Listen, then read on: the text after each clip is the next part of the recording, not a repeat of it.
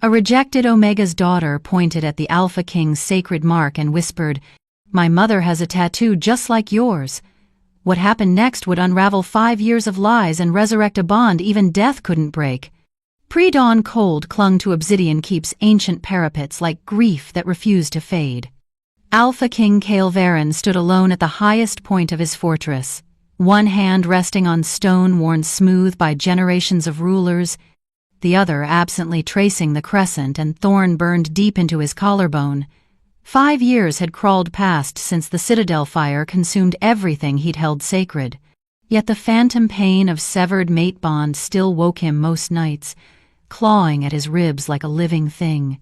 His weathered fingers mapped the pale sigil, an unforgeable mark that should have dimmed with death but blazed eternal in his flesh. The Silver Moon Court looked to him for strength, for the unshakable resolve of an alpha who'd survived the unsurvivable. But beneath the crown and the carefully maintained composure, his wolf howled for what was lost. Lyra had vanished into those flames, taking with her every reason he'd had for living beyond cold duty. Below in the valley, the moon fair bloomed like defiant wildflowers in a graveyard. Silk banners snapped in the autumn wind. Music drifted upward, pipes and drums and the bright laughter of children who knew nothing of the hollowness that came from losing your soul's other half. Life marched relentlessly forward while Kael remained trapped in ash and memory. His counsel pressed him almost daily now. Secure the bloodline, take a new Luna, the kingdom needs heirs. Every suggestion felt like a knife twisting deeper into the wound that wouldn't close. "My lord," Captain Roth's voice carried up from the courtyard below, respectful but insistent. "The people have gathered for the opening ceremony. Your presence is expected." Kael closed his eyes, summoning the mask of leadership that had become his armor. The one he wore so often, he sometimes forgot where the performance ended, and the broken man beneath began. His people deserved better than a king, who still spoke to ghosts in the dark hours before dawn. They deserved the strength of an uncompromised ruler, even if pretending wholeness required every scrap of will he possessed. The fair beckoned with its promise of normalcy, of a world where wounds eventually scarred over and hearts learned to beat in new rhythms.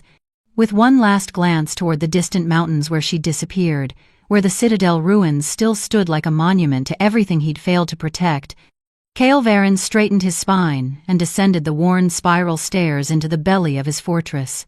The great courtyard bustled with preparation. Servants rushed past carrying bundles of autumn wheat and honey cakes wrapped in cloth. The royal guard stood at attention in their ceremonial silver, each face carefully neutral as their king passed. They knew better than to show pity.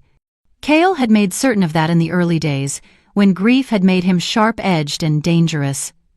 "The route is clear, my lord," Captain Roth reported, falling into step beside him. "We've posted extra guards near the merchant stalls and along the perimeter. Nothing will disturb the peace of the fair." Kael nodded curtly, adjusting the heavy fur cloak across his shoulders. The crescent and thorn mark peeked above his collar, visible to anyone who looked closely. He'd stopped hiding it years ago. Let them see what remained of a bond that even death couldn't fully sever. The massive oak gates groaned open, and Kael stepped into the roar of the moon fair. Thousands had gathered in the valley below the keep, merchant tents stretched in colorful rows, their canvas tops painted with pack symbols and trading house crests. The scent of roasted meat and spiced cider hung thick in the cool autumn air. Children darted between the stalls, their shrieks of delight cutting through the deeper rumble of haggling voices and street performers calling for attention. A path opened before him as people noticed their king among them. Boughs rippled outward like water from a stone. Mothers pulled their children close, not from fear but from reverence. Merchants held out their finest wares with hopeful expressions. "Blessed harvest, your majesty. May the moon shine on you, Alpha King. An honor, my lord. A great honor." Kael acknowledged each greeting with practiced grace, his face a careful mask of benevolent authority. Inside, his wolf paced restlessly, unsatisfied by the crowds and noise. It had been this way since Lyra. Nothing felt right. Nothing filled the emptiness. A puppet show had drawn a cluster of children near the center of the square. Kael found himself drifting toward the innocent laughter, drawn by some instinct he couldn't name.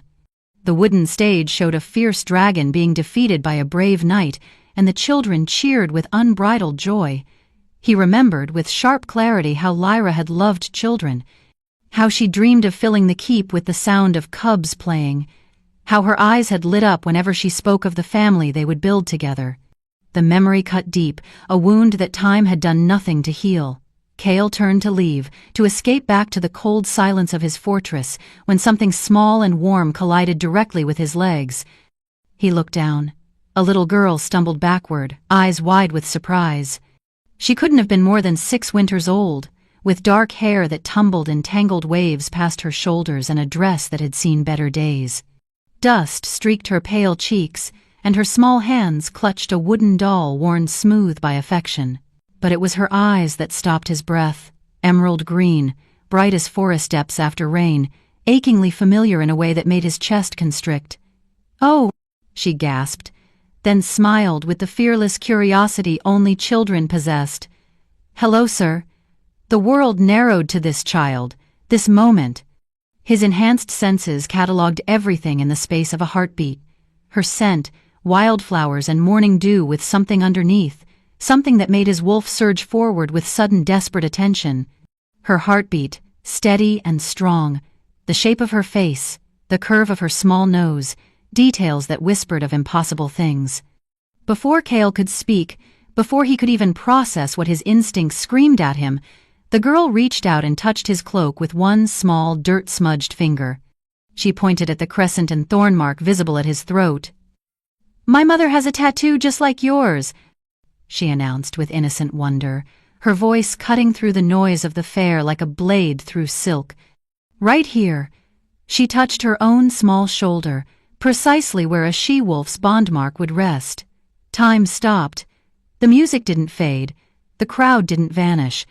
But Cale heard nothing, saw nothing, felt nothing except the earthquake of those 8 simple words.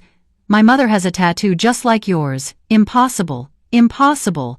Lyra was dead. He'd seen the citadel burn. He'd searched the ashes himself, found nothing but bone and scorched stone.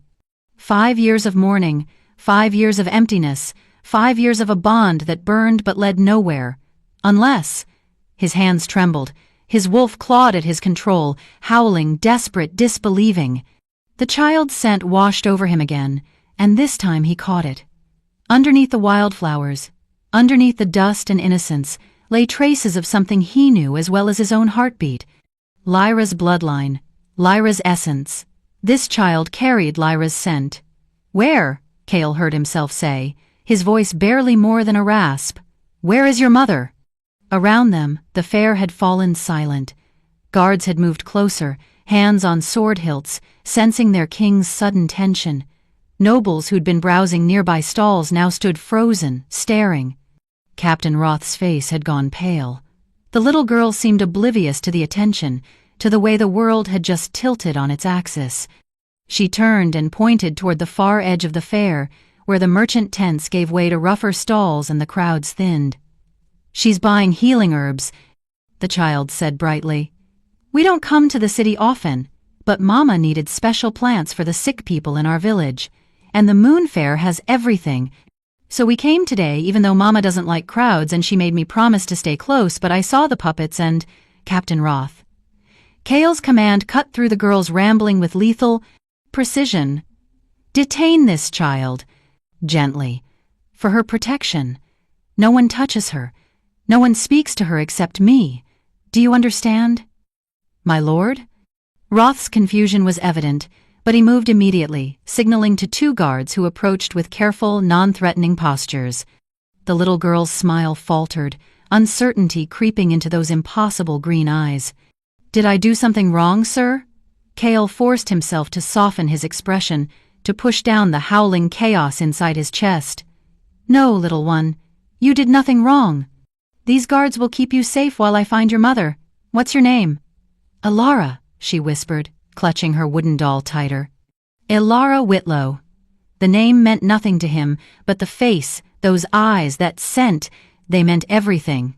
"Take her to the South Tower," Cale ordered, his voice steady despite the wildfire spreading through his veins. "Comfortable quarters. Food, water, whatever she needs. Postguards at the door. No one in or out without my direct command.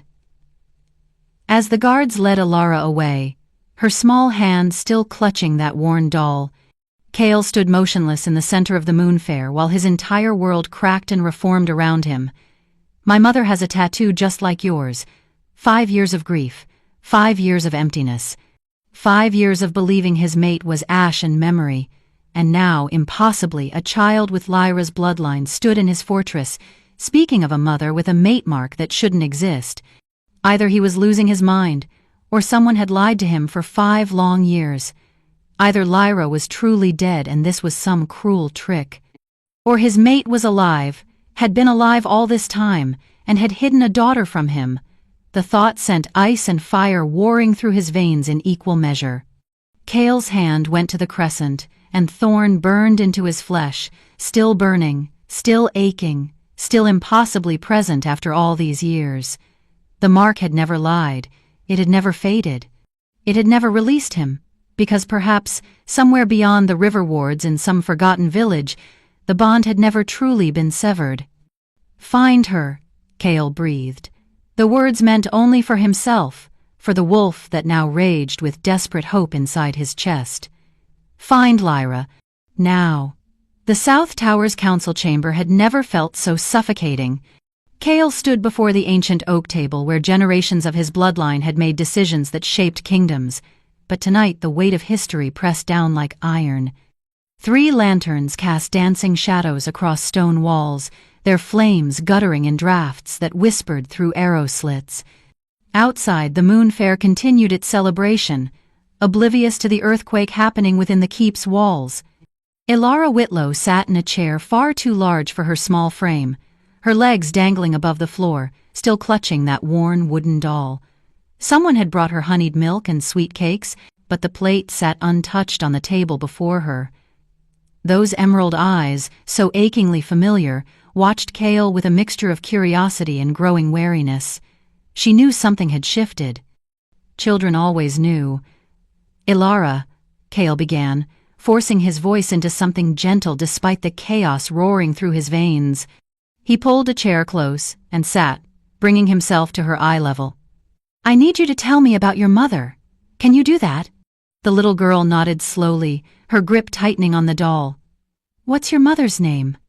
"Mama," Alara said simply, then seemed to realize that wasn't helpful.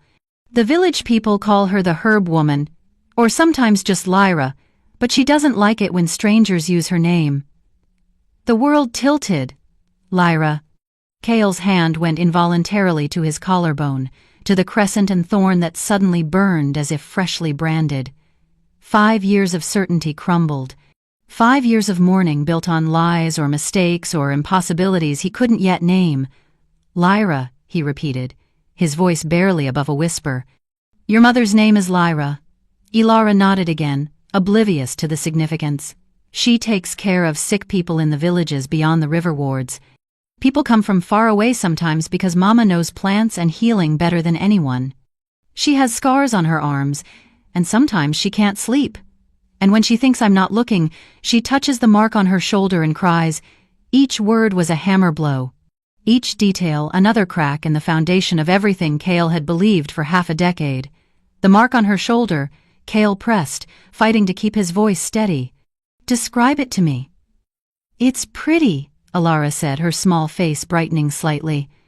"Like a moon curved around thorns. It glows sometimes when Mama is sad or scared.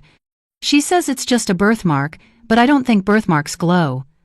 A crescent and thorns, glowing, responding to emotion, a mate mark, an active mate mark, which meant the bond hadn't died, had never died, had been there all along, burning in Lyra's flesh just as it burned in his. "Tell me about where you live," Cale said, his mind racing through implications and impossibilities. "Your village." "We don't stay in villages much," Alara admitted, swinging her legs beneath the chair. "Mama says it's safer if we move around. We had a cottage near the river wards for a while, but then soldiers came looking for healers to serve in the war camps, and Mama got scared. She's always scared of soldiers. We hide when they come through." Afraid of soldiers, moving constantly, hiding, as if running from something, or someone. Why is your mother afraid? Cale asked carefully. Alara's expression grew troubled, her young face showing wisdom beyond her years. She has nightmares, bad ones. She wakes up screaming about fire and someone named Corvin. She says if bad people find us, they'll take me away and hurt her again. That's why we never come to big cities. That's why she didn't want to come to the moon fair today. But the medicine woman in Greythorn was dying and needed bleeding heartroot, and it only grows in the king's forest, and the merchants here were the only ones who'd have it. Corvin. The name detonated in Cale's mind like black powder. Minister Corvin Hale, his most trusted advisor, the man who'd helped him rebuild after the Citadel fire, the man who'd stood beside him through 5 years of grief, offering counsel and support. The man who'd been first to identify Lyra's remains in the ashes. Cale's hands clenched into fists beneath the table, claws threatening to break through skin. His wolf snarled, recognizing the scent of betrayal even before his human mind could fully process the implications. "Does your mother have scars?" he asked, though he already knew the answer. "Besides the mark on her shoulder?" "Lots," Alara said quietly. "On her arms and back. Some look like burns. She won't tell me how she got them.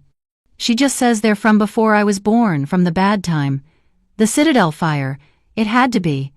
Which meant Lyra had survived that inferno, had been burned and broken and had fled or been taken or hidden. And no one had found her. No one had told him. For 5 years, his mate had been alive, bearing his child, hiding in fear while he'd mourned a death that never happened. Rage and hope warred in his chest with equal ferocity. A sharp knock interrupted his spiraling thoughts. Captain Roth entered, his expression grim. "My lord, the council has assembled. Word has spread about the child's claims. They're demanding answers." Of course they were. Nothing stayed secret in Obsidian Keep. By now, half the court would have heard that a rejected Omega's daughter had insulted the throne by comparing her lowborn mother to the dead Luna. The other half would be inventing even more scandalous versions. "Give me a moment," Cale said tightly. Roth hesitated. "My lord, some are calling for punishment. They say the child should be whipped for blasphemy against the Luna's memory." The snarl that ripped from Cale's throat was pure alpha dominance, the sound of a king who would tear apart anyone who threatened what was his. Roth actually stepped back, hand going to his sword hilt on instinct. "Anyone who touches this child," Cale said with lethal quiet, "will lose the hand that does it. Make that clear to the council. Make it clear to everyone. This child is under my personal protection. Is that understood?" "Yes, my lord." Roth's voice was steady despite the fear in his eyes. "Perfectly understood." When the captain left, Cale turned back to Alara, who'd gone very still in her oversized chair. Those green eyes were wide now, frightened in a way that made his chest ache. "Am I in trouble?" she whispered. "No, little one." Cale gentled his voice with effort. "You're not in trouble. You're safe here, I promise you that. Will you hurt my mama?" The question pierced him. "Never.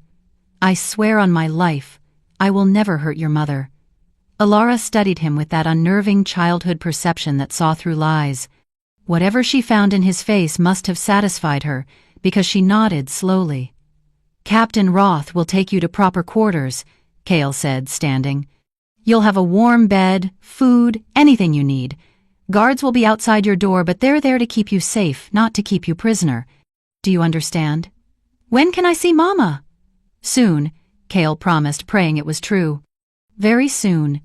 After Alara was led away, her small hand trustingly placed in the captain's, Cale stood alone in the council chamber and let the mask finally crack. His hands shook. His breath came in ragged gasps. The mate mark burned like a living brand, pulsing with a bond that suddenly made terrible, beautiful sense. "My lord?" Roth had returned, closing the door behind him. The captain's expression was troubled, conflicted in a way Cale had rarely seen. "Speak freely," Cale commanded. "The child's story," Roth said carefully. "If even half of it is true, the implications are staggering. Luna Lyra alive, a hidden heir, Someone within the court potentially involved in a massive deception. Not potentially. Cale's voice was ice and iron. Definitely. And I know who. He told Roth about Corvin's name on the child's lips, about Lyra's fear of soldiers, about the scars and the nightmares. He watched his captain's face go from shock to fury to the same cold rage that now lived in Cale's bones. "What are your orders?" Roth asked. "Say nothing to the council. Tell them the child is confused, traumatized, speaking nonsense. Tell them I'm investigating quietly to avoid causing further insult to the Luna's memory." Cale's mind worked through strategies with predatory focus. "Meanwhile, take your most trusted scouts. Find Lyra. The child said they were buying herbs at the fair's edge. Track her scent, follow any trail. But Roth, listen to me carefully." The captain straightened to attention. "If you find her, you do not approach, you do not engage. You mark her location and you come directly to me. She's terrified, scarred, has been hiding for 5 years. If she sees soldiers coming, she'll run or fight or gods know what. I need to be the one who finds her. I need to be the one she sees first." "Understood, my lord." "And Roth? Tell no one about this. Not your wife, not your fellow captains, no one. If word reaches Corvin before I'm ready, Lyra could disappear again. Or worse." The captain's jaw tightened. "You have my word and my silence, my lord." After Roth left, Cale found himself alone with the lanterns and the shadows and the impossible truth slowly crystallizing in his mind. Lyra was alive. His mate, his Luna, the woman he'd mourned for 5 years, was somewhere beyond these walls, scarred and afraid and hiding his daughter from a conspiracy he'd been too grief-blind to see. The council could wait. The nobles and their demands for punishment could rot. Nothing mattered except finding her. Night fell over Obsidian Keep like a shroud. Cale dismissed his servants and stood at his chamber window, staring toward the distant river wards where Lyra might be even now. His fingers traced the crescent and thorn for the 1,000th time, feeling it pulse with heat that finally made sense. She was alive. The bond knew. His wolf knew. Every instinct that had screamed against taking a new mate, against moving on, against accepting her death, had been right. Sleep, when it finally claimed him, brought nightmares. He was back in the Citadel, 5 years younger, watching flames devour the ancient stone. Smoke choked the air, heat scorched his skin, and somewhere in that inferno, Lyra screamed his name. He ran toward the sound, but the fire pushed him back. He fought through it anyway, felt his skin blister, didn't care. He had to reach her, had to save her. But the flames grew higher, hotter, and her screams turned to choking sobs and then to terrible silence. When he finally broke through to where she'd been, he found only ashes and the lingering ghost of her scent, fading, gone. In the dream, as in life, he'd fallen to his knees and howled his grief to uncaring flames. But this time, the dream shifted. The ashes stirred. A figure rose from the char and smoke, scarred and stumbling, one hand pressed to the mate mark on her shoulder. Lyra's face, gaunt and terrified, turned toward him. She opened her mouth to speak, but instead of words, black smoke poured out. Her eyes went wide with horror. Her hand reached for him, burned and shaking. And then she turned and ran into the darkness beyond the flames, disappearing before he could move, before he could call her name. Cale woke gasping, his body drenched in sweat, the mate mark burning so hot it felt like fresh branding. He pressed his hand to it, feeling the pulse beneath, the bond that had never truly died. Dawn light crept through his window. He'd barely slept 2 hours. A sharp knock brought him fully alert. Captain Roth entered without waiting for permission, his face flushed from hard riding. "My lord, the scouts have returned." Cale was on his feet instantly. "Did they find her?" "They found a trail. Clear tracks leading from the fair's eastern edge, where the herb merchants set up their stalls. The scent was muddied, masked by something magical. But our best tracker, Silas, he's got wolf blood 3 generations deep. He picked up traces." "Where?" Cale demanded. Roth pulled out a crude map, unrolling it on the table. His finger stabbed at a point beyond the river wards. "Here." The tracks lead toward the old ruins near Amberglass Mill. The name struck Cale like a physical blow. Amberglass Mill had been a thriving grain operation before the Citadel fire. In the chaos afterward, it had been abandoned, left to rot beside the river. No one went there anymore. The place was considered cursed, haunted by the same disaster that had supposedly killed his Luna. "There's more," Roth said quietly. He reached into his cloak and pulled out a torn piece of fabric. Gray wool, fine quality but worn thin with age and use. Silas found this caught on brambles near the mill road. It's fresh, torn within the last day. Cale took the fabric, brought it to his nose, and inhaled. Beneath the dust and plant matter and river damp, he caught it, faint, distorted by whatever magic had been used to mask it, but unmistakable. Lyra's scent, his mate's scent, the smell that had haunted his dreams for 5 years. She was alive. She was real. She was at the ruins where this nightmare had begun. And now, finally, he would have his answers. "Ready, my horse," Cale commanded, his voice steady despite the wildfire in his blood. "I ride for Amberglass Mill immediately. You and Silas will accompany me. No one else. And Roth, bring silver chains." The captain's eyes widened. "My lord, if she's truly the Luna, chains would be an insult. They're not for her." Cale's expression went cold as winterstone. "They're for whoever is responsible for keeping her from me for 5 years. Because when I find out who orchestrated this, who let me believe she was dead, who put those scars on her body and that fear in my daughter's voice, I will make them wish they'd burned in that Citadel fire themselves." Dawn broke cold and merciless over the road to Amberglass Mill. Cale rode hard, his black warhorse's hooves striking sparks from the ancient stones that paved the riverward path. Captain Roth and the tracker Silas followed at a distance, far enough to give their king space but close enough to respond if danger struck. The silver chains clinked softly in Cale's saddlebag, a promise of justice not yet served. The mate mark burned with every heartbeat, pulsing hotter the closer they drew to the ruins. 5 years of phantom ache had become a living compass, pulling him forward with magnetic inevitability. His wolf strained at the edges of his control, wild with hope and rage in equal measure. She was close. He knew it the way he knew his own heartbeat, the way he knew dawn would follow night. Lyra was near, and the bond that had never truly died was screaming her location through his very bones. The mill appeared through morning mist like a ghost itself. Once, Amberglass had been the pride of the river wards, its great water wheel turning grain to flour that fed half the kingdom. Now the wheel hung broken and still, its paddles rotting into the sluggish current. The stone building sagged under the weight of neglect, its roof half collapsed, its windows dark and empty as skull sockets. Brambles choked the approach, thorns thick as a man's thumb guarding secrets best left buried, or so everyone believed. Cale dismounted before the ruins, his boots crunching on debris that might have been ash or might have been bone. The scent hit him immediately, acrid and wrong. Burned magic, old fire.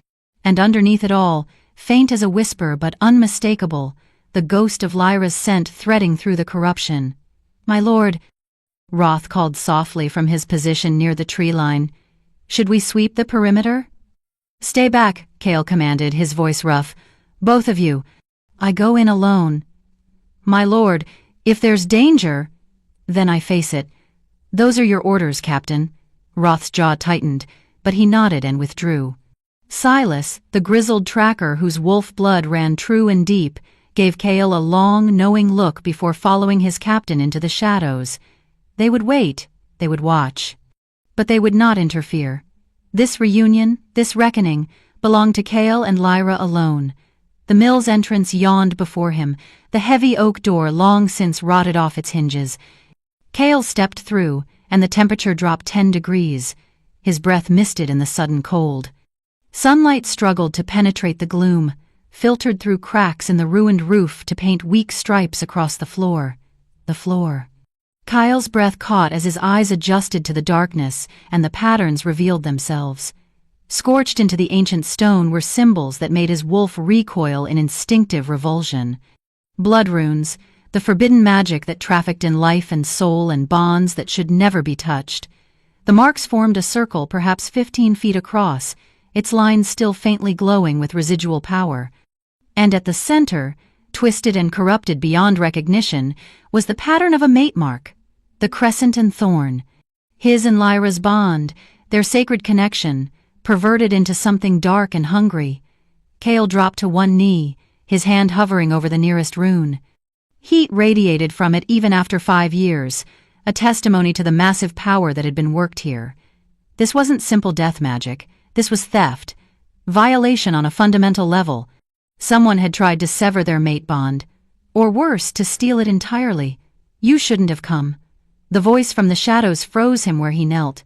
Soft, ragged, achingly familiar despite the years and pain that roughened its edges. Lyra. Cale rose slowly, turning toward the sound. His enhanced vision caught movement in the darkest corner of the mill, where the roof had collapsed entirely and morning light couldn't reach. A figure stepped forward into a stripe of weak sunlight, and Cale's carefully maintained control shattered. It was her. Gods above and below, it was really her. But not as he remembered. Lyra had always been slender, graceful as a reed in water. Now she was gaunt, her collarbones sharp beneath the ragged gray dress that hung from her frame. Her dark hair, once glossy and long, had been shorn short and hung in uneven chunks around a face carved hollow by suffering. Scars traced white lines down her arms, disappearing under her sleeves, reappearing at her throat. Burn scars, unmistakably, the kind that spoke of extended agony. But it was her eyes that destroyed him. Those amber eyes that had once looked at him with love and laughter now held nothing but raw terror. She stood poised to flee, one hand braced against the ruined wall, the other pressed to her left shoulder where the mate mark would be hidden beneath fabric. "Lyra," Cale breathed, and the sound of her name was prayer and agony combined. "Don't." The word cracked from her throat. "Don't come closer. Don't say my name. Don't make this harder than it already is." Every instinct screamed at him to close the distance, to pull her into his arms, to feel the solid reality of her against him and know that she was truly alive. But the terror in her eyes held him frozen. 5 years, he said, his voice breaking despite his best efforts. 5 years I mourned you. 5 years I believed you dead. How? How are you alive? I shouldn't be. Lyra's laugh was bitter and broken. I should have died in that fire. Should have burned with the citadel like everyone believes. It would have been kinder. Who did this to you? Cale gestured at the blood runes, at the scars visible on her skin, at the corruption that stained the very air of this place. Who cast this magic? Who made me believe you were dead? Lyra's hand pressed harder against her shoulder, and Cale saw her wince. The mate mark. It was hurting her even now, responding to his proximity after years of separation. Someone you trust, she whispered. Someone close to the throne. Someone who needed me gone to secure his own power. Cale, you have to leave. If he knows I'm alive, if he knows you've found me, he'll... She stopped, her eyes going wide with sudden realization. Alara! Where's Alara? I lost her at the fair. I've been searching all night. If something's happened to her... She's safe, Cale said quickly, watching relief and new terror war across Lyra's face. She's at the keep, under guard, protected. Nothing will harm her, I swear it. The keep? Lyra's voice rose to near panic. You took her to the keep? Cale, no, you don't understand what you've done. He has eyes everywhere in that fortress. He'll know she's there. He'll know she's yours. She broke off as her body suddenly convulsed. Her back arched, her hand clamped over the mate mark, and a sound of pure agony ripped from her throat. Cale moved on instinct, closing the distance between them in 3 long strides, reaching for her even as warning bells screamed in his mind. The moment his hand touched her arm, her wolf surged. Not in the smooth, natural way of a healthy shifter. This was violent, uncontrolled, wrong. Lyra's eyes flashed amber gold, then twisted to sickly green.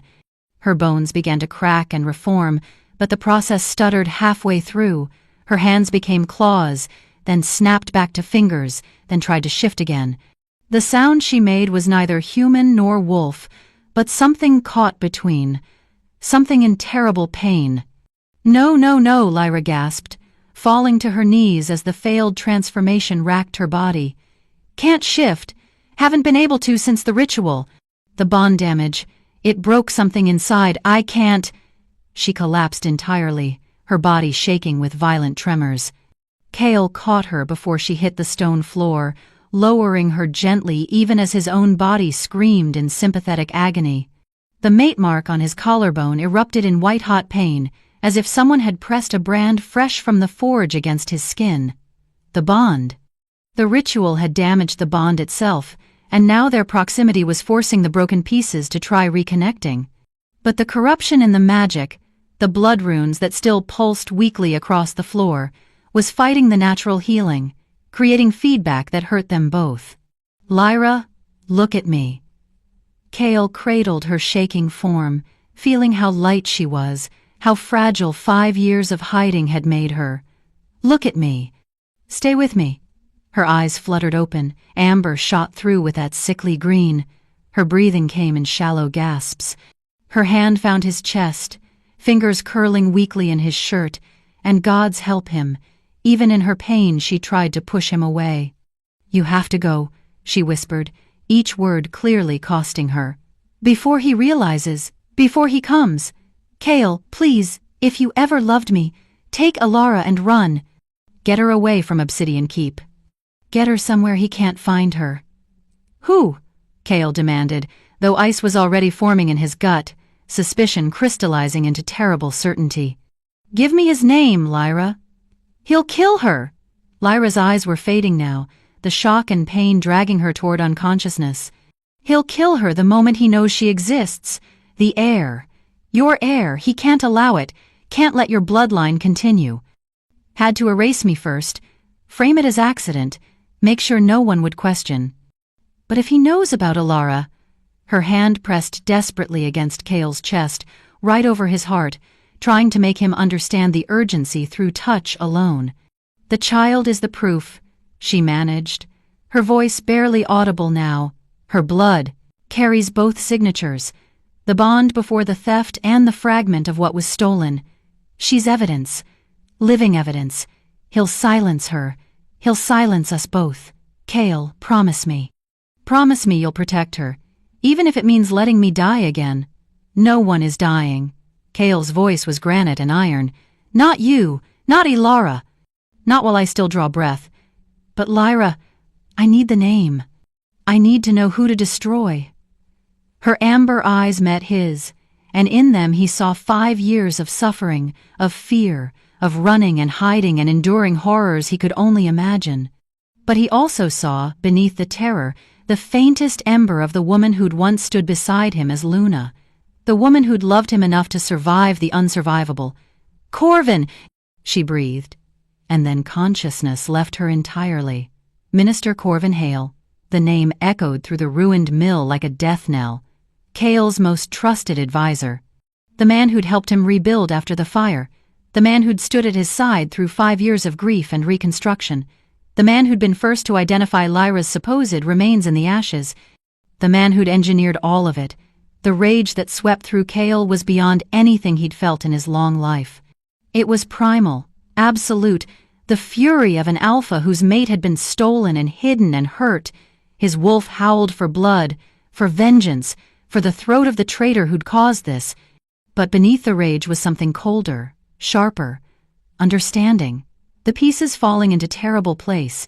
Corvin had orchestrated the Citadel fire, had used blood magic to try severing or stealing the mate bond, had declared Lyra dead and produced convenient evidence, had maintained the lie for 5 years while Lyra hid in terror, raising their daughter alone, too afraid to come forward because she knew the conspiracy reached into the highest levels of power. And now that daughter, innocent and trusting, sat in Obsidian Keep surrounded by Corvin's influence. Cale gathered Lyra's unconscious form carefully, feeling how her body still trembled even in sleep, how the mate mark pulsed weakly against his chest through the fabric of her dress. She was alive. She was real, and she was his to protect, as she should have been 5 years ago.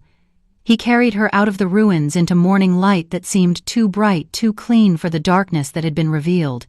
Captain Roth and Silas emerged from the tree line immediately, their faces going through shock and recognition and fury as they registered who Kale carried. The Luna, Roth breathed, and the title carried weight of prophecy. She's alive. She's injured, Kyle corrected grimly. And in danger. Silas, ride ahead to the keep immediately. Find healer Maris and bring her to the mountain lodge. Tell no one else. Speak to no one else. Avoid the main hall and especially avoid Minister Corvin. The tracker's eyes widened with understanding. The minister is involved, my lord. The minister is responsible for all of it. Kale's voice could have cut steel. And he cannot know she's been found. Not yet. Not until I've secured both Lyra and Ilara beyond his reach. And then? Roth asked quietly. Kale looked down at the woman in his arms, at the scars that marked her skin and the fear that had haunted her eyes. He thought of Ilara's innocent voice saying, "Mama has a tattoo just like yours," and the careful way she'd described her mother's terror of soldiers. He thought of 5 years spent mourning while his mate lived in hiding, too afraid to come home. Then, Kale said softly, "Minister Corvin and I will have a very long conversation about the price of treason."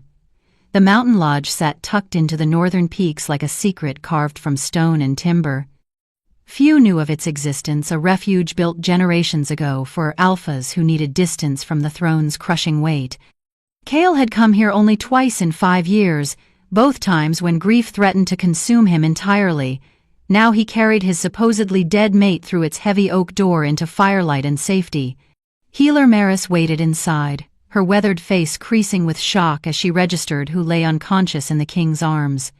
To her credit, she asked no questions, merely gestured toward the bedchamber, and began laying out herbs and bandages with practiced efficiency. "She's been through trauma," Kale said quietly as he laid Lyra on the fur-covered bed. "Physical and magical.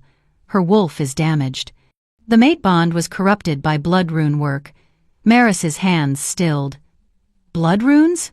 My lord, that's forbidden magic, the kind that destroys souls." "I know what it is." Kale's voice was granite. "Can you help her?" The healer moved to Lyra's side, her fingers gentle as they checked pulse points and examined the visible scars. When she pushed back the ragged sleeve to expose Lyra's left shoulder, both of them inhaled sharply. The mate mark was there, the crescent and thorn that should have mirrored Kale's perfectly. But where his was clean and pale, a simple brand of sacred bond, Lyra's was twisted.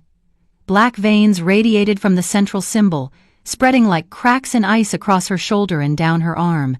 The mark itself pulsed with sickly green light, dim but visible even in the firelight. "Gods above," Maris breathed. "I've never seen corruption like this. The bond wasn't just damaged, my lord. Someone tried to sever it entirely and failed. The backlash would have been agonizing. Can you heal it?" Maris met his eyes, and the pity there nearly broke him. "I can ease her pain. I can treat the physical wounds. But the bond damage? That's beyond any healer's skill. Only the one who cast the original spell could undo it, or someone with equal knowledge of blood rune work. And my lord, there are perhaps 3 people in the entire kingdom with that level of expertise." Kale's jaw tightened. "Give me names." "Elder Tamsin at the Sacred Archives. She's ancient, half-mad, but brilliant with forbidden texts. Lord Aldrich of the Northern Holds, but he's been dead for a decade. And..." Maris hesitated. "Say it." "Minister Corvin Hale. He studied blood rune theory in his youth, before it was banned. He's the one who drafted the laws forbidding its practice." Of course he had. What better way to ensure no one else could challenge his work than to criminalize the very magic he'd used? Kale's hands curled into fists, claws threatening to break through skin. "Treat her wounds," he commanded. "Make her comfortable. I'll post guards at every entrance. No one comes in without my direct order." "And what will you tell the court?" Maris asked carefully. "When word spreads that the king has secreted a scarred woman to his private lodge." "Nothing. They'll speculate and whisper and invent scandals. Let them. The truth is more dangerous than any rumor they could create." Kale remained in the lodge through the long afternoon, watching Lyra sleep under Maris's careful ministrations. The healer worked in silence, applying salves to the burn scars, wrapping the worst of them in clean linen, mixing tinctures that would ease pain and promote healing. but nothing could touch the corrupted mate mark, which continued to pulse with that sickly light. As evening shadows lengthened across the lodge, Lyra stirred. Her eyes opened slowly, amber shot through with lingering traces of that wrong green. For a moment she seemed lost, confused by the comfortable bed and warm fire and the absence of danger. Then her gaze found Cale, sitting in the chair beside her bed, and memory crashed back. She tried to sit up. Pain lanced across her features, and she fell back with a gasp. "Easy," Cale said, moving to her side. "You're safe. You're in my mountain lodge. Healer Maris has been tending you." "Ilara." Lyra's voice was rough from disuse. "You said she was safe. I need to see her. "She's protected," Cale assured her. "Guarded by people I trust. But Lyra, we need to talk. I need to understand what happened. All of it." Fear flickered across her gaunt face, but beneath it Cale saw something else. Exhaustion. The bone-deep weariness of someone who'd carried secrets too heavy for too long and was finally, mercifully allowed to set them down. "Where do you want me to start?" she whispered. "The beginning. The night of the Citadel fire." Lyra closed her eyes, and when she spoke, her voice was distant, reliving horrors that had haunted her for 5 years. "Corvin came to me 3 days before it happened. You were away at the border negotiations, remember? The territorial dispute with the Eastern Pax. He said he needed to speak with me privately, that he'd discovered something troubling about our mate bond." Cale's hands clenched on the arms of his chair, but he said nothing, letting her speak. "He told me there were signs of instability in the bond, that it was common in royal pairings, something about the concentration of alpha bloodlines creating magical stress. He said if left untreated, the bond could fracture catastrophically, potentially killing us both." Lyra's voice cracked. "I believed him, Cale. He was your most trusted advisor. He'd never given me reason to doubt, and he seemed so genuinely concerned. What did he propose? A stabilization ritual. Old magic, he said, but proven. It would require blood rune work, which made me hesitate, but he explained that such magic wasn't inherently evil, only dangerous in untrained hands. And he'd studied under the masters before the ban. He made it sound so reasonable, so necessary." Cale's wolf snarled inside his chest, imagining Corvin's smooth lies. His cultivated trustworthiness deployed like a weapon against Lyra's good nature. "The ritual was set for the night before you returned. Corvin said it would be better if you didn't know, that you'd only worry, and the magic worked best when the mate being treated was calm. So I went to the Citadel that night, to the old ritual chamber beneath the main hall. He'd prepared everything. Candles, runes carved into the floor, the circle of binding." Lyra's hand moved unconsciously to her corrupted mate mark, fingers tracing the blackened veins. "It started normally. He had me stand in the circle's center. He cut his palm in mine, mixed our blood with herbs and ash. He began the chant. I felt the magic activate, felt it connect to the bond. And then..." Her voice broke entirely. "Then everything went wrong." "What happened?" Cale asked, though ice was already spreading through his veins. "The magic didn't stabilize the bond. It attacked it. I felt it like hooks digging into my soul, trying to tear the connection to you out by the roots. The pain was beyond anything I'd ever experienced. I screamed, tried to break the circle, but the runes held me frozen. Corvin kept chanting, his face calm, emotionless, and I realized he wasn't trying to help me. He was trying to steal it. The mate bond itself. The power, the legitimacy, the unbreakable connection to the throne." Rage flooded through Cale, white-hot and absolute, his vision edged with red. The wolf inside him howled for blood, for vengeance, for Corvin's throat between his jaws. "The bond wouldn't sever cleanly," Lyra continued, her voice barely above a whisper now. "It should have transferred to him or broken entirely. But something in the magic resisted. Maybe because you weren't there. Maybe because true mate bonds can't be stolen, only destroyed. The ritual failed, but the backlash..." She shuddered. "The backlash was catastrophic. The magic exploded outward. Fire erupted from the runes themselves. The citadel above us began to burn. You were pregnant, Cale said, the realization hitting him like a physical blow. The timeline aligned. Lyra would have been perhaps 2 months along when this happened. I didn't know yet, Lyra admitted. Not until weeks later. But somehow the baby survived. Maybe that's what saved us both. Another life, another soul tethered to mine, helping anchor me when the bond tried to tear free. How did you escape? The explosion threw me clear of the circle. My wolf took over, forced a partial shift despite the agony. I crawled through the flames, through the collapsing tunnels. The pain was so intense I kept blacking out. When I finally made it outside, the entire citadel was burning. People were screaming, running. Guards were trying to organize rescue efforts. And I saw Corvin. Lyra's eyes opened, meeting Cale's with haunted certainty. He was standing apart from the chaos, watching the fire with this calm, calculating expression.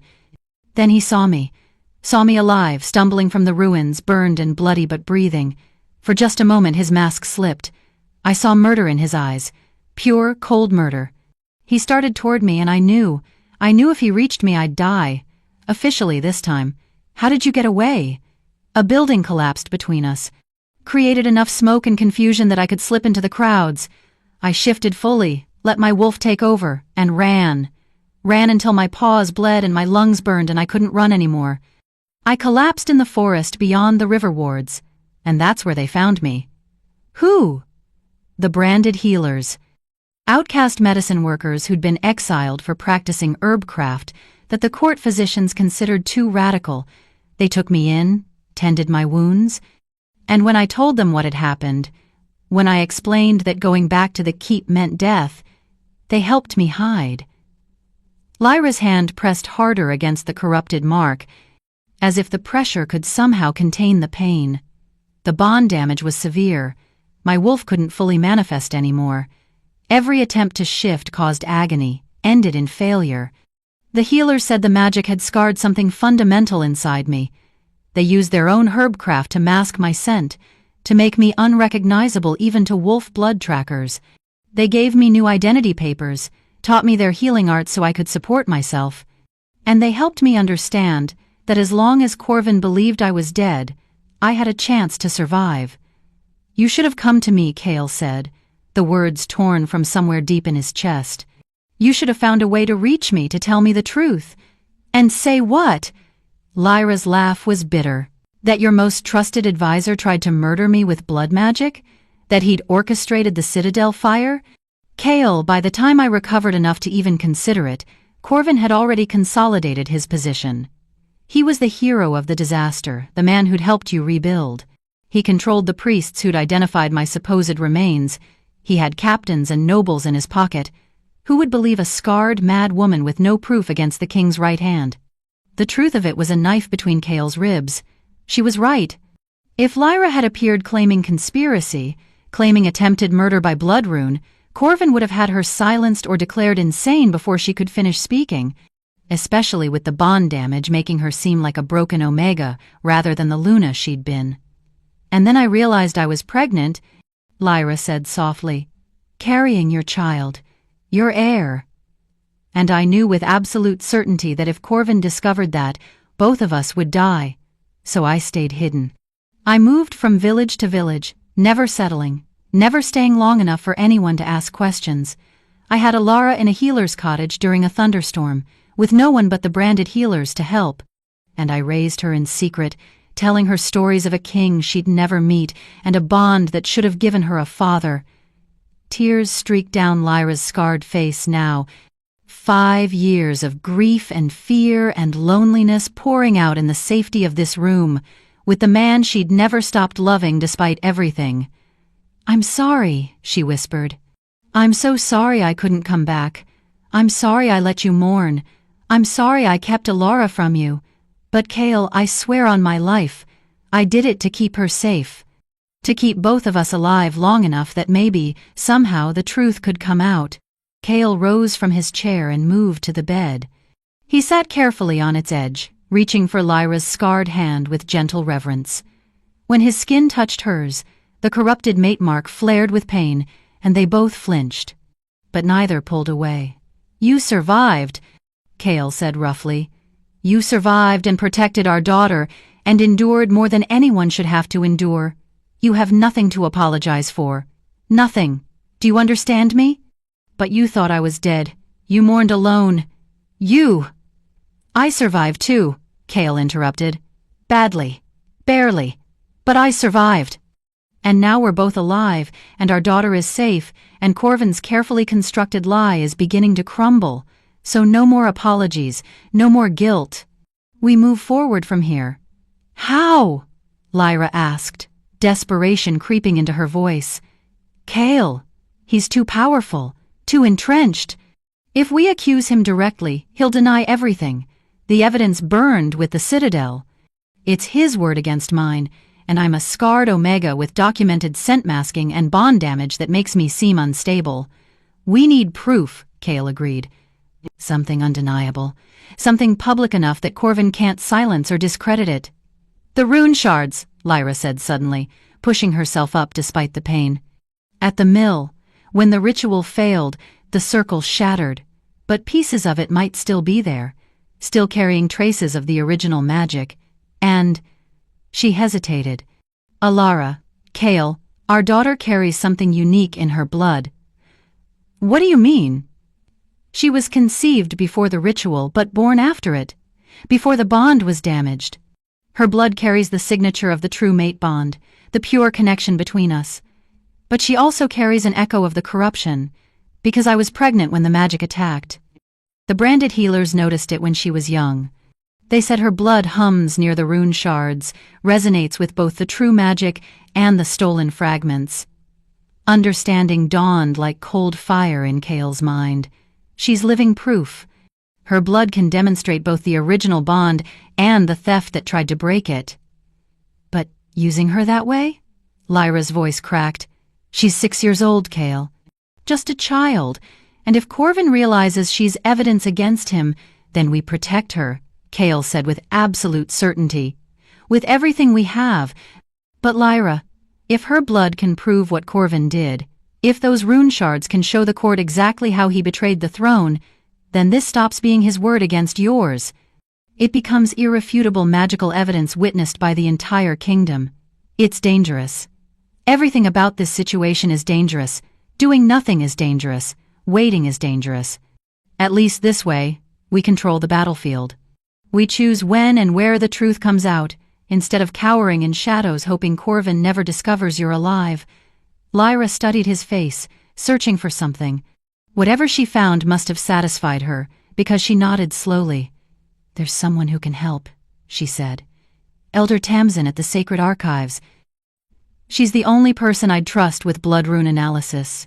She's ancient, eccentric, hates Corvin with the passion of someone who sees through pleasant masks to rotten cores. If we can get her the rune shards and permission to examine Alara's blood, she could reconstruct what happened that night." "Then that's what we'll do," Cale said. "But carefully. Corvin can't know you're alive. He can't suspect we're investigating, which means we need a distraction. Something to focus his attention elsewhere while we gather evidence." "What kind of distraction?" Cale's expression hardened into something cold and calculating. "The court has been pressuring me to take a new mate, to secure the bloodline. What if I gave them what they wanted? Announced a political betrothal to some duchess or noble daughter. Made it public, made it official, made Corvin believe I've finally moved on." "You can't be serious?" Lyra's hand tightened on his. "Announce a betrothal to another woman while I'm hidden away like a secret shame? Cale, It would be a lie," Cale said intensely. "A performance for Corvin's benefit. You're my mate. My only mate. That bond is burned into my flesh and my soul, and no amount of corruption changes that truth. But if Corvin thinks I'm remarrying, if he believes the threat of Lyra returning is finally gone, he might relax his guard, might make mistakes, might reveal something we can use." Lyra was quiet for a long moment, her amber eyes searching his face. Then slowly she nodded. "It's a good plan," she admitted. "Cruel for both of us, but tactically sound. If we're going to expose him, we need him confident and careless. Nothing would do that better than watching you pledge yourself to someone else." I'll never pledge myself to anyone but you, Cale said fiercely. The betrothal will be political theater, nothing more. When? Soon, within the week. I'll announce it at the Harvest Moon Feast. Every noble in the kingdom will be there. Corvin will be there. And while everyone's attention is on my supposed new Luna, we'll have Elder Tamsin working in secret to build our case. The plan was dangerous, complicated, and required perfect timing. But it was the best option they had. The only option that didn't involve either running forever or challenging Corvin without proof and losing everything. What about Alara? Lyra asked, worry creasing her brow. She's alone and frightened, and she doesn't understand any of this. I'll bring her here tomorrow. Secretly. You'll see her, you'll explain what's happening in a way she can understand. And then she'll stay with you, safe and hidden, until this is over. Thank you, Lyra whispered, for believing me, for protecting us, for not giving up on finding the truth. Cale raised her scarred hand to his lips, pressing a gentle kiss to the knuckles. I never stopped loving you, even when I thought you were dead. The bond knew, Lyra. On some level, my wolf always knew you were out there. That's why I couldn't move on, couldn't take a new mate, couldn't let go. I never stopped loving you either, Lyra said, tears spilling freely now. Not for a single day in 5 years. They sat together in the firelight, hands clasped, both broken in different ways but still irrevocably bound. Outside, night fell over the mountain lodge, and somewhere in the distant keep, Minister Corvin Hale went about his business, unaware that his carefully constructed lie was about to crumble. The game had begun, and this time the stakes were everything. Morning broke cold and clear over the mountain lodge. Cale had remained through the night, unwilling to leave Lyra alone even with guards posted and Healer Maris in attendance. He'd sat in the chair beside her bed, watching her sleep fitfully, the corrupted mate mark pulsing with dim light each time she stirred. Now, with dawn painting the peaks gold and crimson, he rode back to Obsidian Keep alone. Captain Roth waited at the lodge to coordinate security. Silas had already departed with instructions to find Elder Tamsin and bring her secretly to the mountain refuge. And Cale had one more critical task to accomplish before the day's court proceedings began. He needed to bring Alara to her mother. The keep bustled with morning activity as Cale entered through the private gate. Servants hurried past with breakfast trays. Guards changed shifts with crisp efficiency. A few nobles who'd stayed overnight after the moon fair lingered in the courtyards, hoping to catch the king's ear. Cale ignored them all, striding directly to the south tower where Alara remained under careful watch. The guards at her door saluted smartly. She woke an hour ago, my lord. Ate breakfast. Asked after her mother repeatedly. Has anyone else attempted to see her? Minister Corvin inquired about the child last night. Said he was concerned about the disturbance at the fair, wanted to ensure the situation was being handled appropriately. We followed your orders and told him the matter was resolved, and the child would be released to her family shortly. Ice crystallized in Cale's veins. Of course, Corvin had come sniffing around. The man's instincts were sharp, honed by years of manipulation and survival. He would have heard rumors about the king's strange interest in a rejected Omega's daughter. Would have wondered why Cale hadn't simply dismissed the child as confused or punished her for presumption. If the minister returns, Cale said carefully, you will tell him the child has been sent back to her village with coin and an apology for the misunderstanding. Is that clear? Yes, my lord. Cale opened the door to find Alara sitting on the wide windowsill, her wooden doll clutched in her lap, staring out at the valley below. She turned as he entered, and the hope that flared in her green eyes nearly broke him. Is Mama all right? She asked immediately. The guards won't tell me anything. They just keep saying she's fine, but I can tell when grown-ups are lying. Is she hurt?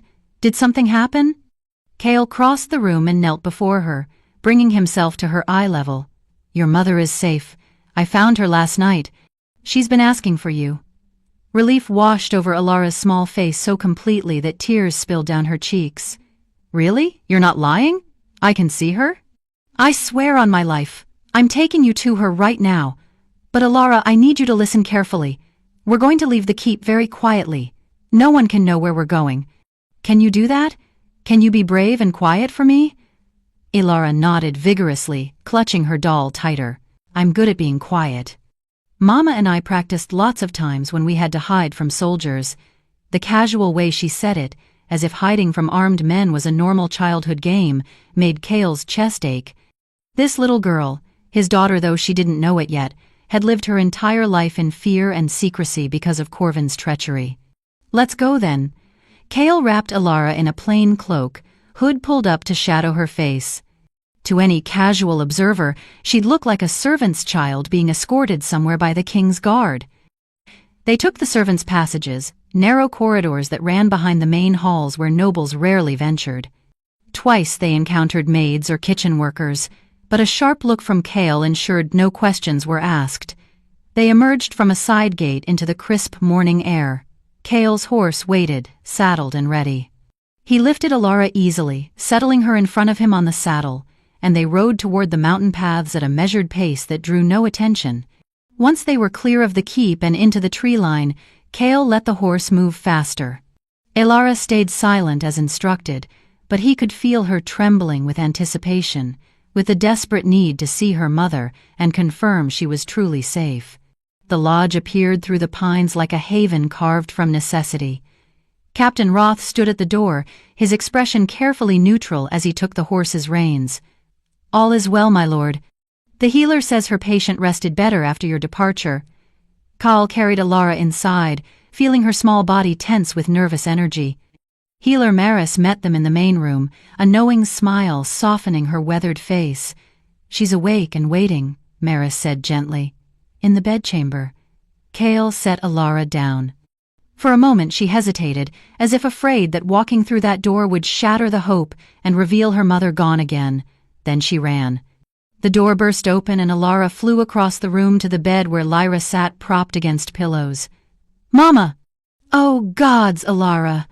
Lyra's voice broke as she caught her daughter in her arms, holding her with the fierce desperation of a mother who'd feared she'd lost everything.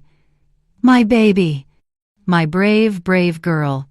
They clung to each other, both crying, both talking over each other in a rush of words and reassurances and apologies. Cale remained in the doorway, giving them space, but unable to look away from the sight of his mate and daughter reunited. This was what Corvin had stolen. This bond, this love, this family that should have existed openly for 5 years. The rage that lived in Cale's chest flared hotter, fueled by the evidence of everything that had been taken. Eventually, the storm of emotions subsided into quieter tears and whispered words. Lyra looked up, catching Cale's eye over Alara's dark head. The gratitude and love in that gaze was almost too much to bear. "Alara," Lyra said gently, smoothing her daughter's tangled hair, "there's something I need to tell you. Something important about who you are and why things have been the way they have." Alara pulled back slightly, her tear-streaked face serious. "Is it about why the king looks at me like I'm something precious? And why his mark looks like yours?" Lyra's breath caught. Even at 6, Alara was perceptive beyond her years. "Yes, little love, it's about that." She glanced at Cale, who moved to sit in the chair beside the bed. This conversation would change everything for Alara, would shift her entire understanding of who she was and where she belonged. It needed to be done carefully, with love and honesty. "The king's name is Cale," Lyra began, "and a long time ago before you were born, he and I were bonded, mated. The mark on my shoulder and the one on his chest, they're the same because we're meant to be together. Do you understand what that means?" Alara nodded slowly. "Like the mated pairs in the villages, when two people are meant to be forever." "Exactly. Cale and I were meant to be forever. But something bad happened. Someone hurt me and tried to break our bond. They made everyone think I died. So I had to hide, had to stay away even though it meant leaving Cale alone and sad. The bad man from your nightmares," Alara said with childlike directness. "Corvin." Lyra's eyes widened. "You remember that name? You say it when you have bad dreams. Sometimes you cry and say, 'Corvin, please no,' and I have to wake you up." The pain that crossed Lyra's face made Cale want to tear something apart. Instead, he reached out and gently took Alara's small hand in his much larger one. "Alara," he said quietly, "I'm your father. Lyra is your mother. That's why you have my eyes and her stubbornness. That's why the mate marks look the same. We're your family. We always were, even when we couldn't be together." For a long moment, Ilara simply stared at him, processing information that would reshape her entire world. Then, with the resilience of children who've learned to adapt to impossible situations, she looked between Lyra and Kale and asked, "Does this mean I can stay with both of you now? We don't have to hide anymore?" "Soon," Lyra promised. "Very soon. But first, we need to stop the bad man who hurt me. We need to prove what he did so he can't hurt anyone else." "How?" Kale exchanged a glance with Lyra, then said carefully, "You're very special, Ilara. Your blood carries something unique, something that can help us show everyone the truth about what happened. But it means we'd need to do some tests. Nothing painful," he added quickly, seeing fear flicker in her eyes. "Just letting a very wise old woman look at a drop of your blood with special magic. Would you be brave enough to help us do that?" Ilara's hand tightened in his. "Will it help stop the bad man?" "Yes." "And then Mama won't have nightmares anymore." "That's what we're hoping for." Ilara set her jaw with determination that was pure Lyra. "Then I'll help. I'm good at being brave." A knock at the door interrupted them. Captain Roth's voice called, "My lord, Elder Tamsin has arrived. Send her in." The woman who entered was ancient beyond reckoning, her face a road map of wrinkles, her hair white as new snow and hanging in a single braid past her waist. But her eyes were sharp as a hunting hawk's, missing nothing as they swept the room and catalogued its occupants. "Well, well," Elder Tamsin said, her voice surprisingly strong despite her age. "The supposedly dead Luna Lyra, alive and scarred. The king who mourned too deeply to move on. And a child with eyes that could only come from royal bloodlines. This is the conspiracy Silas whispered about? The one requiring my particular expertise." "Elder Tamsin," Kale said, standing. "Thank you for coming discreetly. I came because Silas said lives depended on it, and Minister Corvin was involved. I've never trusted that smooth-tongued viper." Tamsin moved closer, her keen gaze fixing on Lyra's corrupted mate mark visible above the blanket. "May I?" At Lyra's nod, the elder examined the mark with gentle but thorough attention. Her expression grew increasingly grave. When she finally stepped back, her mouth was set in a grim line. "Blood rune theft," she pronounced. "Sophisticated work, expensive, dangerous. Someone spent years learning how to do this and had no qualms about the cost." Her eyes moved to Kale. "And I'm guessing you want me to prove it was Corvin who paid that cost. Can you?" "Possibly.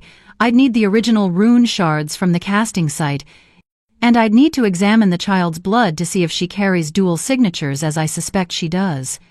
Tamsin looked at Ilara with something like pity. Poor mite. Born into conspiracy before she drew her first breath. "Will it hurt?" Ilara asked in a small voice. "No more than a pinprick, child. I've done this magic 1,000 times. You'll barely feel it." What followed was precise and methodical. Tamsin produced a small silver needle and a crystal vial from her pack. She pricked Ilara's finger with such deftness that the girl barely flinched, collecting 3 drops of blood in the vial before sealing it with wax and muttering words in an ancient tongue. The blood in the vial began to glow softly. 2 distinct colors swirled within silver white like moonlight, and sickly green like corruption. "There," Tamsin breathed. "Dual signature. Clear as day. The silver is pure mate bond, formed before any interference. The green is the echo of blood rune work, passed through maternal connection during gestation. This child is walking proof of bond theft. Can you demonstrate that publicly?" Kale asked. "In a way the entire court could witness and understand?" Tamsin's weathered face split into a sharp grin. "Boy, I can make it visible from across a banquet hall. Give me the original rune shards, a mercury lattice for suspension, and a public venue, and I'll show everyone exactly what was done, and to whom. The magic won't lie." Blood runes create patterns that even lay people can see once properly displayed. "How long do you need to prepare?" "A week, maybe less if I work quickly." "But Kale," her expression turned serious. Once I demonstrate this publicly, there's no going back. Corvin will be exposed, yes, but it will also reveal that you've kept the true Luna hidden while investigating. Some will question why you didn't act immediately. Others will claim you should have killed Corvin the moment you learned the truth. Let them question, Cale said coldly. Justice requires proof. We're gathering that proof. And when it's complete, Corvin will face judgment before the entire kingdom. The Harvest Moon Feast is in 6 days, Lyra said quietly. Every noble family will be in attendance. Corvin will be there, expecting to celebrate your supposed betrothal to some duchess. Cale met her eyes, reading the pain there despite her brave acceptance of the plan. I'll make the betrothal announcement in 4 days. That gives Corvin 2 days to relax his guard before the feast. 2 days to believe he's won. And at the feast? Roth asked from his position by the door. At the feast, Elder Tamsin will provide a demonstration of blood rune reconstruction. She'll show the court exactly what Corvin did to their Luna. And then, Cale's voice went cold as winter stone, then Corvin and I will have our long overdue conversation about treason. The plan was set. Dangerous, complicated, requiring perfect timing and absolute secrecy. But it was their best chance to expose Corvin without giving him the opportunity to flee, to destroy evidence, or to silence witnesses. I need to return to the keep, Cale said reluctantly. The court will expect me at the morning session, but Lyra, Alara, you'll both remain here. Captain Roth will command the guard detail personally. No one enters without my approval. Elder Tamsin, I'll have Silas retrieve the rune shards from Amberglass Mill tonight and bring them to you. Can you work here in the lodge? I can work anywhere, Tamsin said dismissively, though I'll need space cleared and absolute quiet while I reconstruct the lattice. This isn't magic to rush. You'll have whatever you need. Before leaving, Cale returned to Lyra's side. She reached up, touching his face with gentle reverence. Be careful. Corvin is dangerous when cornered. He doesn't know he's cornered yet. That's our advantage. And the betrothal? Her voice was steady, but he saw the hurt in her eyes. Which duchess will you supposedly pledge yourself to? Silvermere's daughter, Cale said. She's young, ambitious, politically connected. And she's been angling for the position since the moment the mourning period ended. Corvin has been pushing for the match. If I announce it, he'll believe his influence is still absolute. I hate this plan, Lyra whispered. So do I. But in 4 days it begins, and in 6 days it ends. All of it. The lies, the hiding, the fear. 6 more days, Lyra, and then you come home. Both of you. Publicly, permanently. As my Luna and my heir. He kissed her forehead gently, careful not to trigger the corrupted mate mark. Then he ruffled Alara's hair, earning a small smile from his daughter.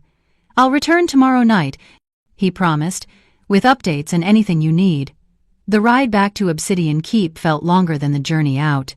Cale's mind churned through details, contingencies, potential complications. 4 days to the betrothal announcement, 6 days to the feast. 6 days to hold his composure while Corvin smiled and plotted and believed himself untouchable. 6 days to prepare for war. The keep's great hall was packed when Cale arrived for the afternoon court session. Nobles jostled for position, merchants presented petitions, priests offered blessings for the continued prosperity of the realm. And at the king's right hand, exactly where he'd been for 5 years, stood Minister Corvin Hale. Your Majesty, Corvin greeted him with a warm smile. We were beginning to worry. You missed the morning session. I had personal matters to attend to, Cale said coolly, settling into his throne. Nothing that concerns the court. Of course, of course. Corvin's eyes were sharp despite his pleasant tone. Though I did hear an interesting rumor about a child at the Moon Fair. Something about insulting claims regarding the late Luna's mark. Every muscle in Cale's body tensed, but he kept his expression bored. A confused child. A rejected Omega's daughter with delusions of importance. She's been returned to her village with coin for her trouble. Ah, I'm relieved to hear it. Corvin's smile widened. For a moment, I worried someone might be attempting to exploit your grief with false claims. There are always those who seek to profit from tragedy. Indeed, Kale said softly. Those who exploit tragedy are the lowest form of creature. Corvin didn't even flinch. How fortunate, then, that you have advisors who help you see through such schemes. How fortunate, Kale agreed, his voice empty of emotion. The session dragged on through petitions and disputes and ceremonial matters. Kale handled each with mechanical precision, his mind always half elsewhere. Planning. Calculating. Counting down the hours until he could return to the mountain lodge, to Lyra and Alara, to the family that should have been his for 5 years but was only now, finally, within reach. As the court dispersed for the evening, Corvin lingered. "Your Majesty, if I might speak with you privately?" Kale gestured to his private council chamber, fighting down the urge to simply tear the man's throat out here and now. Patience. He needed patience for 4 more days. Once the door closed behind them, Corvin's pleasant mask slipped slightly. "I wanted to discuss the matter of your remarriage. The council has been very patient, but Your Majesty, it's been 5 years. The kingdom needs heirs. The bloodline must be secured. I'm aware of my duties. Then perhaps it's time to consider formal matches. The Silvermere daughter, for instance. She comes with excellent trade connections, northern alliances, and impeccable breeding. A safe choice. A smart choice."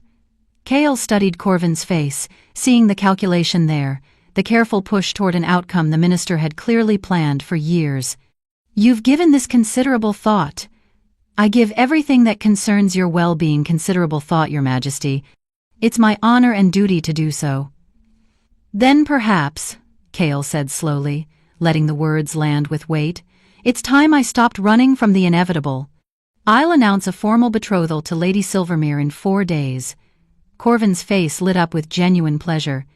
"Your Majesty, that's wonderful news. The court will be thrilled. The kingdom will celebrate. This is exactly what we need to move forward, to put the past behind us and look toward a stable future." "Yes," Kale agreed quietly. "It's exactly what we need to put the past behind us." If Corvin heard the double meaning in those words, he gave no sign. He departed with cheerful promises to begin preparations immediately, to ensure the announcement was handled with appropriate ceremony and grandeur. Alone in the council chamber, Kale stood at the window and stared toward the distant mountains where Lyra waited, his hand pressed against the mate mark on his collarbone, feeling it pulse with steady heat.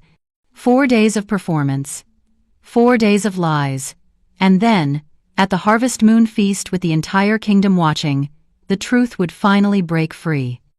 Minister Corvin Hale had spent 5 years believing himself untouchable, believing his crime perfectly concealed beneath layers of deception and carefully maintained grief. In 6 days he would learn that some bonds couldn't be stolen, some bonds couldn't be broken, and some kings never forgot. Chapter 6. The Feast of Lies. 4 days passed like walking through fire. Kale made his betrothal announcement in the throne room with all the ceremony Corvin could have wished for.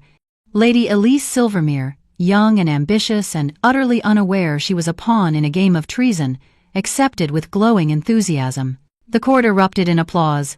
Nobles congratulated the king on finally moving forward. Priests blessed the union with words about healing and hope and the kingdom's bright future. And through it all, Corvin smiled.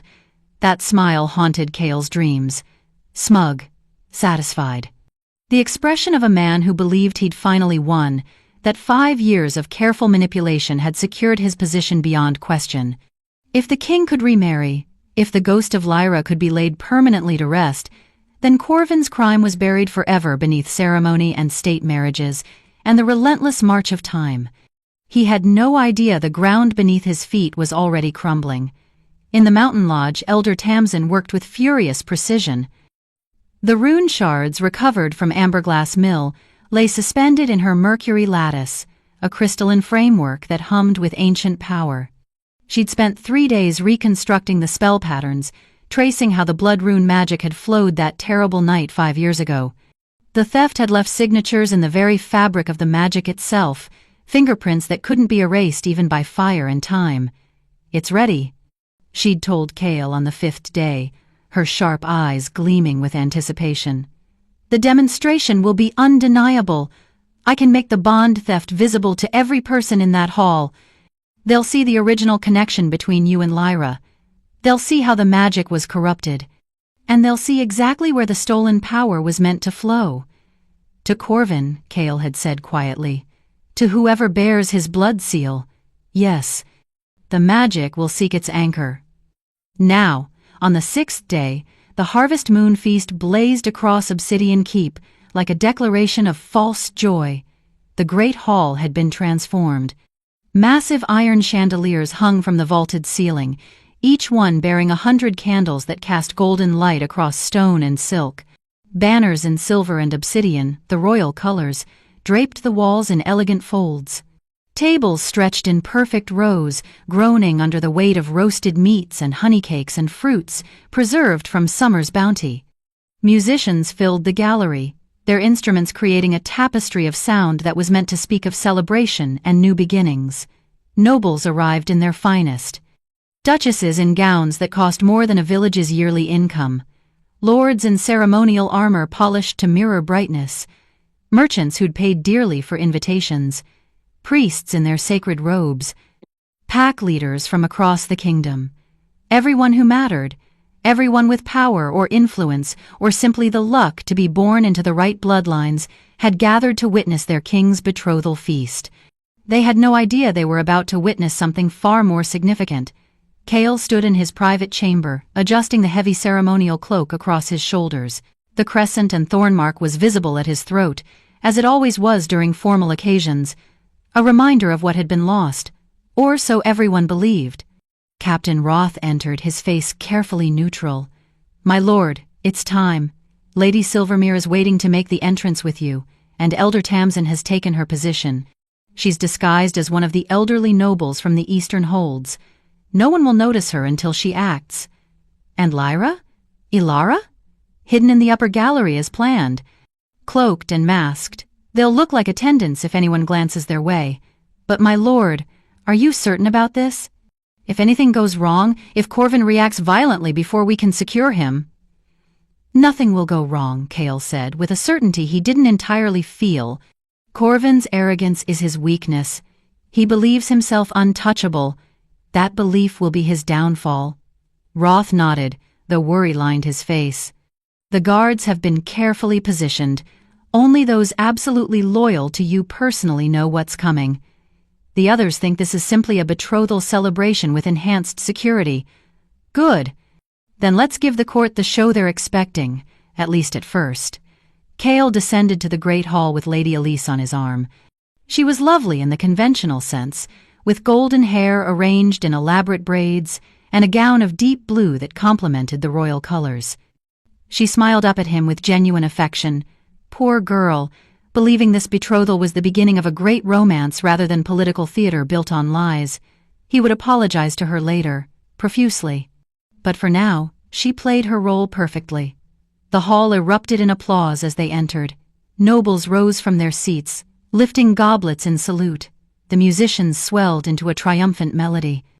And at the high table, positioned in the place of honor at the king's right hand, Minister Corvin Hale stood with that damned smile plastered across his face.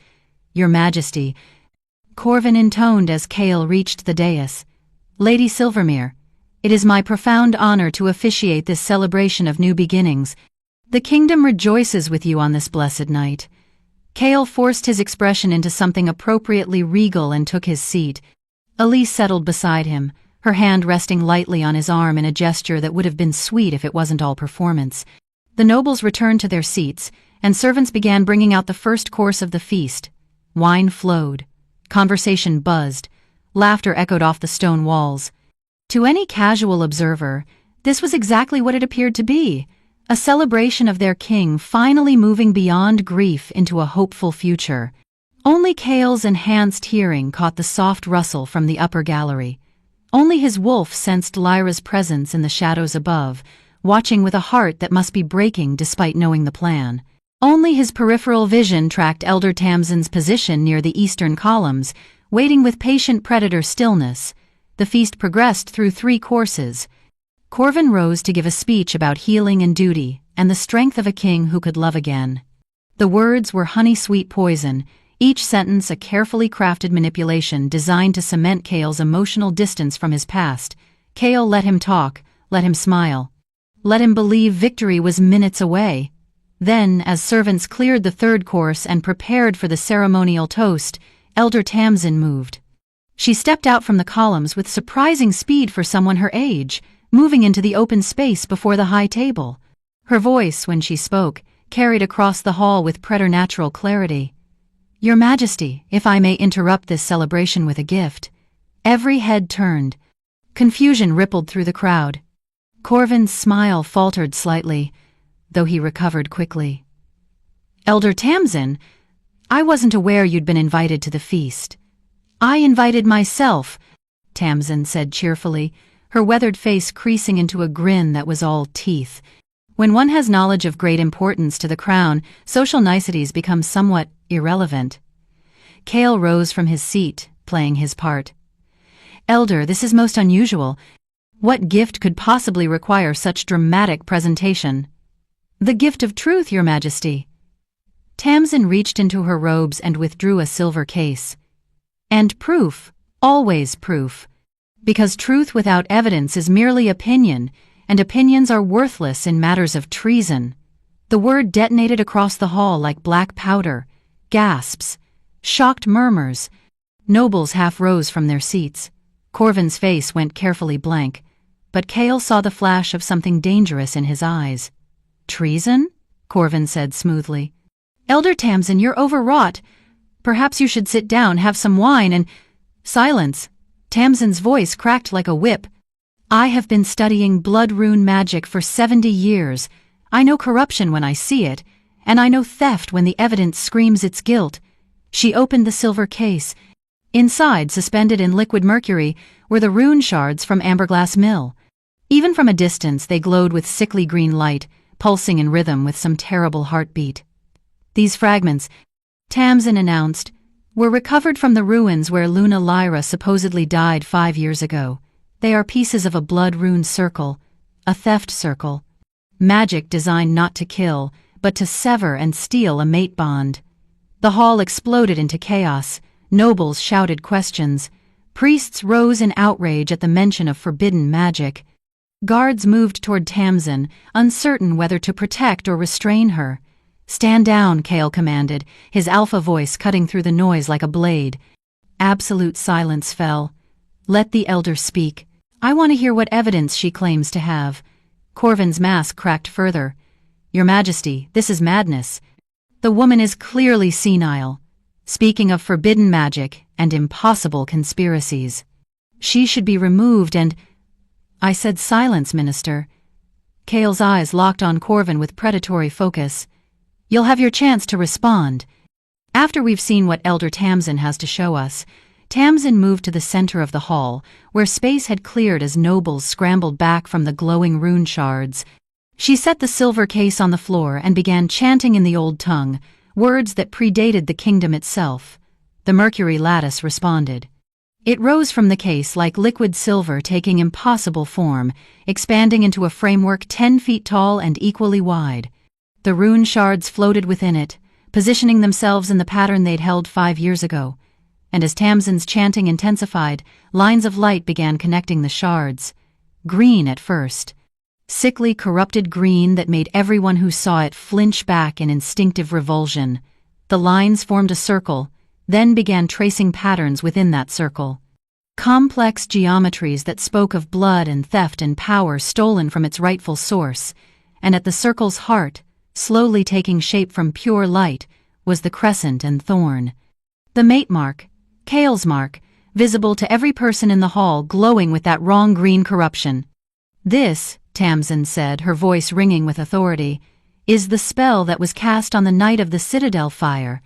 A blood rune designed to sever the sacred bond between Alpha King Cale and Luna Lyra. But look closely. Watch where the stolen power was meant to flow." She gestured, and the lattice shifted. New lines appeared, tracing outward from the corrupted mark. They flowed through the air like seeking serpents, searching for something. And then they found it.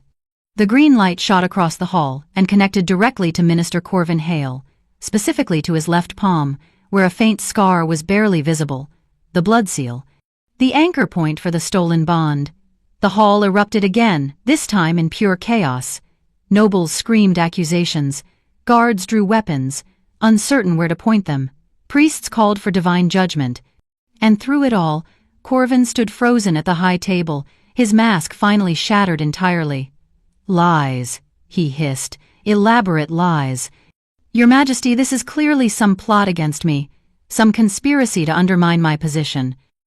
The elder has been paid or coerced or—" "I've been paid nothing except my conscience," Tamsin snapped. "And the evidence speaks for itself, Minister. That seal on your palm, the one you thought faded beyond recognition? Blood rune magic never truly fades. It leaves scars in the soul itself." Cale rose from his throne, and every eye turned to him. This was the moment, the pivot point where everything changed. "Minister Corvin Hale," he said, his voice carrying absolute authority, "you stand accused of using forbidden blood rune magic to attack your Luna, of orchestrating the Citadel fire, of declaring the Luna dead and forging evidence to support that lie, of conspiracy against the crown spanning 5 years. How do you answer these charges?" For a long moment Corvin simply stared at him. Then, slowly, his expression shifted into something cold and calculating. The pleasant mask was gone entirely, replaced by the true face of a man who'd spent years manipulating everyone around him. "How did you find out?" he asked quietly, as if they were alone rather than surrounded by hundreds of witnesses. "She should have died. The ritual should have killed her even if the fire didn't. How is she alive?"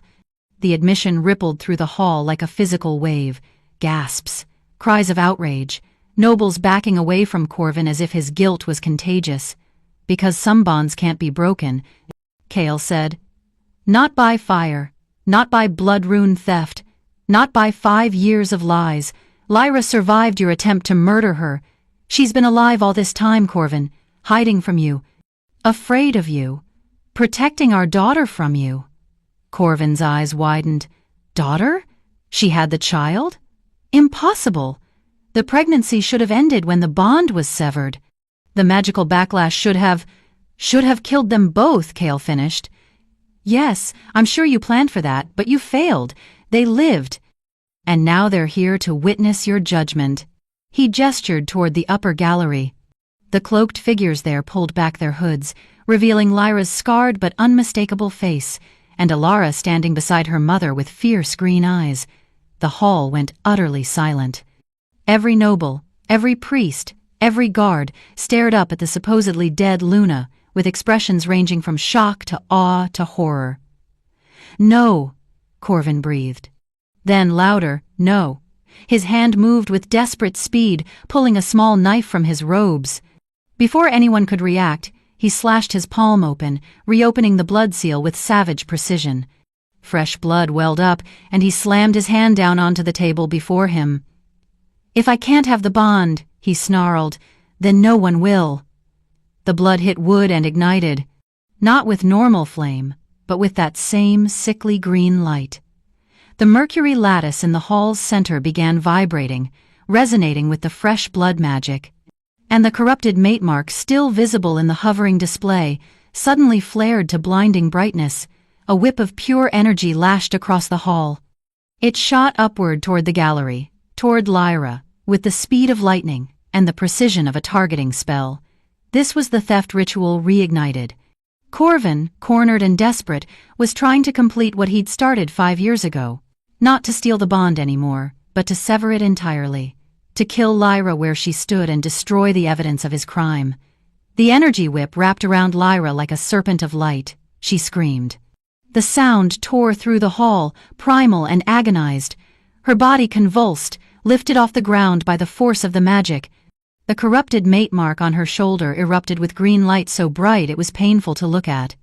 And through it all, Ilara stood beside her mother, small and terrified, but refusing to run. "Mama!" Ilara's cry was pure desperation. Cale moved without thought, leaping from the dais with enhanced speed, crossing the hall in 3 enormous bounds. He had to reach the gallery, had to stop this.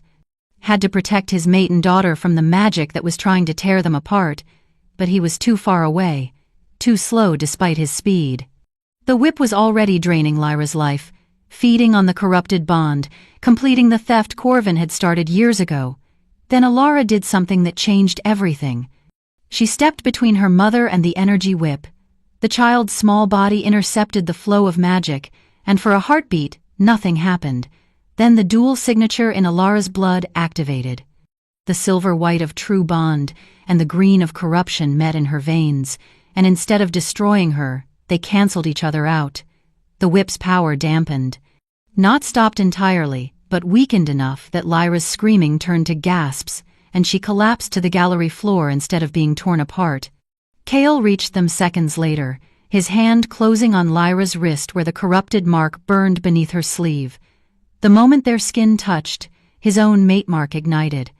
But this time it didn't burn green, it blazed white-silver. Pure, clean. The original bond asserting itself against the corruption that had tried to replace it. Power surged between them, mate to mate, alpha to Luna. Two halves of a whole that had been forcibly separated but never truly broken. The energy whip feeding from Corvin's blood seal suddenly had competition.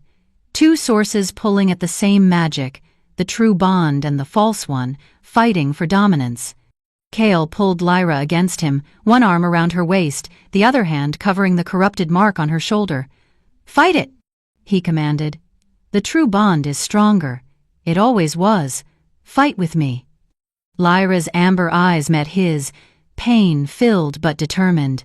Her hand came up to cover his mark, her scarred fingers pressing against the crescent and thorn burned into his collarbone.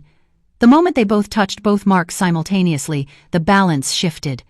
White-silver light erupted from them like a star being born. It flowed down Lyra's arm, through Alara, who still stood between them and Corvin's magic, and out into the hall. The corrupted green energy tried to resist, tried to maintain its hold, but the true mate bond was primordial force.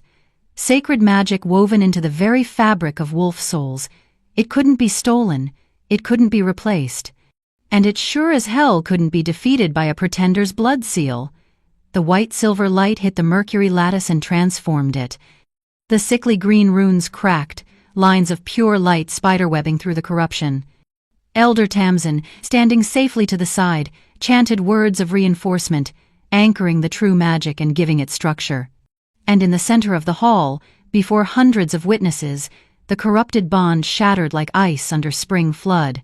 The backlash was catastrophic. Green light exploded outward from the lattice, then was consumed entirely by white-silver brilliance. The energy whip connecting Corvin to his victim snapped with a sound like thunder, and the backlash traveled back along the connection to its source, to Corvin's bleeding palm, to the blood seal that had anchored his crime. The minister screamed. The force of the backlash threw Corvin backward off the dais. He hit the floor hard, his body convulsing as the failed magic tore through him. His left hand, where the blood seal had been, was burning. Not with normal fire, but with that white-silver light that now pulsed with righteous fury. The light spread from his palm up his arm, across his chest, and finally to his face. Where it touched, it left marks. Not burn scars, but something worse. Runes of judgment, black against his skin, spelling out his crime in the old tongue for anyone who knew how to read them. Traitor, oathbreaker, bond thief. The words were carved into his very flesh by the magic he'd tried to corrupt. Silence fell across the great hall like a shroud. Every noble, every priest, every guard stood frozen, staring at the scene before them. Their king in the upper gallery holding his supposedly dead mate and their previously unknown daughter. The minister on the floor, marked with magical proof of treason. The shattered mercury lattice still glowing faintly with the remnants of competing magics. Kale helped Lyra to her feet, one arm supporting her as she swayed with exhaustion and pain. Alara pressed against her mother's other side, small and brave and visibly shaking. Together, the three of them descended from the gallery, moving through the crowds that parted like water before them. When they reached the main floor, Kale's voice rang out with absolute authority. "Guards, secure Minister Corvin Hale. Use silver chains. Do not harm him further, but ensure he cannot flee or harm himself. Captain Roth moved immediately, bringing silver chains that had been prepared for exactly this purpose. Corvin didn't resist as they bound him. He knelt on the cold stone floor, his face now permanently marked with his crimes, his carefully constructed power shattered beyond repair. Cale turned to face the assembled court. Every eye was on him, waiting for judgment, for explanation, for leadership in a moment that had upended everything they thought they knew. 5 years ago, Cale began, his voice carrying to every corner of the hall. Our Luna was attacked with forbidden blood rune magic. The man responsible for that attack is kneeling before you in chains. Minister Corvin Hale convinced Luna Lyra to participate in what he claimed was a healing ritual. Instead, it was an attempt to steal our mate bond, to sever the sacred connection between us and claim its power for himself. Murmurs rippled through the crowd, but no one dared interrupt. The ritual failed. The backlash destroyed the citadel and left Lyra scarred, damaged, her wolf crippled by corrupted magic. Corvin declared her dead. He forged evidence. He maintained that lie for 5 years while our Luna lived in hiding, terrified that returning would mean death for herself and for the daughter she'd borne in secret. Cale's hand tightened on Lyra's waist, feeling her lean into him for support. Tonight, through Elder Tamsin's expertise and the evidence that could not be destroyed even by fire, the truth has been revealed. The Luna lives. Our heir lives. And the traitor who tried to tear our bond apart has been exposed before every witness in this kingdom. He turned to look down at Corvin, his expression cold as winter stone. Minister Corvin Hale, you stand convicted of high treason, of using forbidden magic against the crown, of attempted murder, of conspiracy spanning 5 years. By law, the punishment for these crimes is death. Immediate execution. Corvin looked up, his ruined face twisted with bitter acceptance. Then do it, at least make it quick. No. The single word rang out with finality.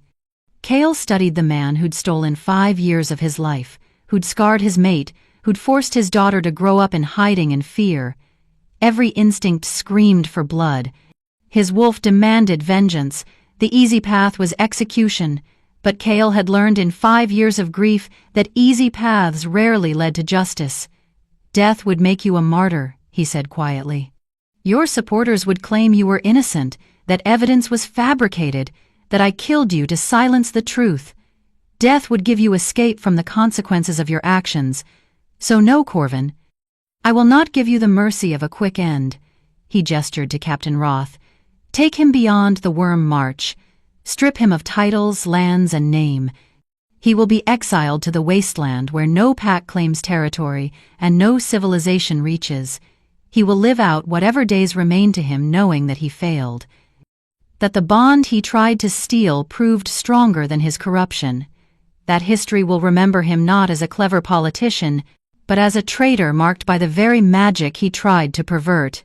No, Corvin breathed, and for the first time, real fear entered his eyes. Your Majesty, please. Death is preferable to nameless exile. To be forgotten. To have no songs, no legacy. Exactly, Cale said with cold satisfaction. You wanted to steal my bond, my mate, my throne. Instead, you will lose everything. Your name will be struck from every record. Your deeds will go unremembered. You will die alone in the wasteland, and when you do, no one will mourn. No one will mark your passing. You will simply cease to exist, as if you never were. The judgment was perfect in its cruelty. Not quick death, but slow erasure. Not martyrdom, but obscurity. For a man who'd spent his entire life cultivating power and influence, it was a fate worse than any execution. Guards dragged Corvin away. His protests faded into the distance as they hauled him toward the dungeons that would hold him until the exile party could be arranged. Cale turned back to the court, where hundreds of faces stared at him with expressions ranging from shock to awe to calculation. This moment would define his reign. How he handled it, what he said next, would determine whether the kingdom rallied behind him or fractured into suspicion and doubt. Elder Tamsin, he called. Approach. The ancient scholar stepped forward, her weathered face showing satisfaction at a job well done.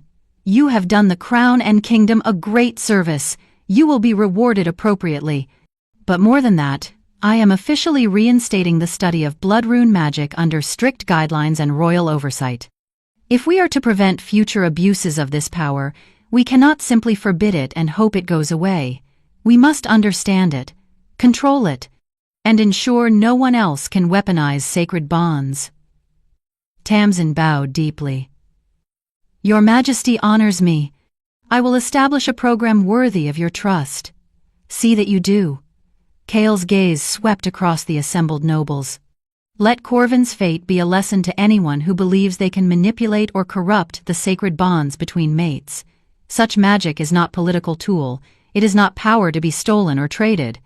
It is the foundation of our society, the anchor of our pacts, and it will be protected. He paused, letting that sink in.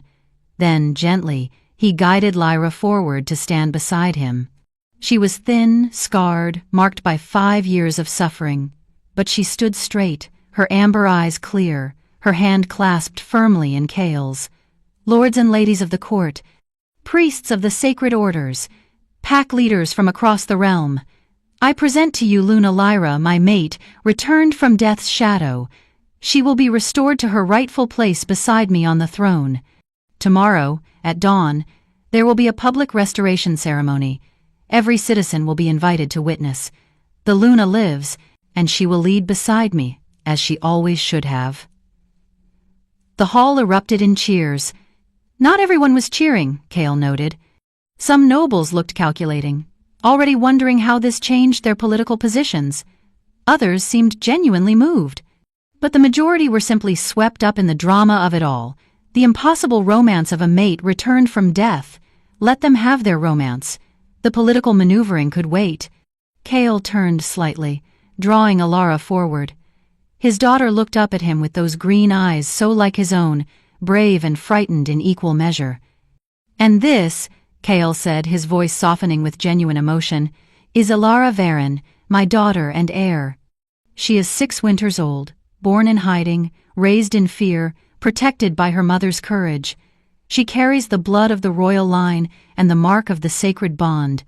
Tomorrow she will be formally acknowledged as Dawn Heir, first in line to the throne. More cheers. Ilara pressed against Lyra's side, overwhelmed by the attention, but she managed a small wave that the crowd found adorable. Finally, Cale said, his voice returning to commanding authority, there will be reforms, significant ones. For too long, rejected Omegas, those deemed unmated or unworthy by pack politics, have been treated as lesser, as disposable. Lyra survived 5 years among the rejected, the outcast healers who took her in when she had nowhere else to turn. They are the reason she lived, the reason my daughter was born safely. And so I am creating a new position within the court structure. He gestured broadly, encompassing not just the nobles but the servants and lesser pack members who lined the walls. Henceforth there will be bond wardens, specially trained individuals, many of them from rejected Omega backgrounds, who will be responsible for safeguarding mate magic throughout the kingdom. They will investigate suspicious bond-related deaths. They will provide protection for vulnerable mates. They will ensure that what happened to Lyra can never happen again to anyone, regardless of rank or status. The implications were staggering, elevating rejected Omegas to positions of real power and authority, creating a check against noble abuse of mate bonds, fundamentally restructuring pack hierarchy in ways that would take years to fully implement. Some nobles looked outraged, others thoughtful. But Cale's alpha authority brooked no argument. These reforms begin immediately. Captain Roth will work with Elder Tamsin and Luna Lyra to establish the Bond Warden program. Any opposition will be considered carefully and then promptly ignored. That earned scattered laughter, breaking some of the tension. Now, Cale said, his voice gentling, this feast was meant to be a celebration. It has become something else entirely. I release you all from the formalities of the evening. Eat, drink, talk amongst yourselves about what you've witnessed. Tomorrow begins a new chapter for our kingdom. Tonight, simply process the truth you've seen. The crowd began to disperse, though no one truly left. They clustered in groups, talking in urgent whispers, stealing glances at the reunited royal family. The musicians, uncertain what to play after such drama, eventually struck up a gentle melody that filled the space without demanding attention. Lady Elise Silvermere approached tentatively, her young face showing understanding beyond her years. "Your Majesty, I think I should withdraw my acceptance of the betrothal." Cale felt a rush of respect for the girl. "That would be wise, my lady. I apologize for using you as political theater. It was for a good cause," she said simply. Then, with surprising boldness, she moved to Lyra and curtsied deeply. "Luna Lyra, I'm glad you survived. I'm glad you're home." Lyra's eyes filled with tears at the simple acceptance. "Thank you, child. You're very gracious." As Elise withdrew, Cale finally allowed himself to fully focus on his family. His mate and his daughter, alive and safe and here. He guided them away from the crowd, toward a quiet alcove where they could have a moment of privacy. "It's over," Lyra whispered, leaning heavily against him. 5 years of running. 5 years of fear. It's finally over." "It's over," Cale confirmed, pressing his lips to her forehead. "You're safe. Alara's safe. And Corvin will never threaten anyone again." "What happens now?" Alara asked, her small voice cutting through the adult's emotion with childlike practicality. Cale knelt down to his daughter's eye level. Now we become a family properly. You'll live in the keep. You'll have tutors and guards and everything a princess should have. You'll learn about running a kingdom, and most importantly, you'll never have to hide again." "Will I have my own room?" The simple question nearly broke him. His daughter asking if she'd have her own room when she should have had a suite and servants and every luxury from birth. "You'll have the entire South Tower if you want it," he promised. "Can Mama's room be next to mine?" "Your mother's room will be next to mine in the royal quarters, but you'll be close by, close enough to reach us any time you need."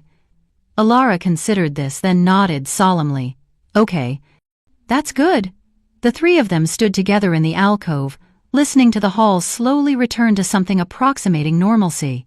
Tomorrow would bring ceremonies and politics and the hard work of rebuilding what had been broken. But tonight, for just a few hours, they were simply a family reunited. Captain Roth appeared at the alcove entrance.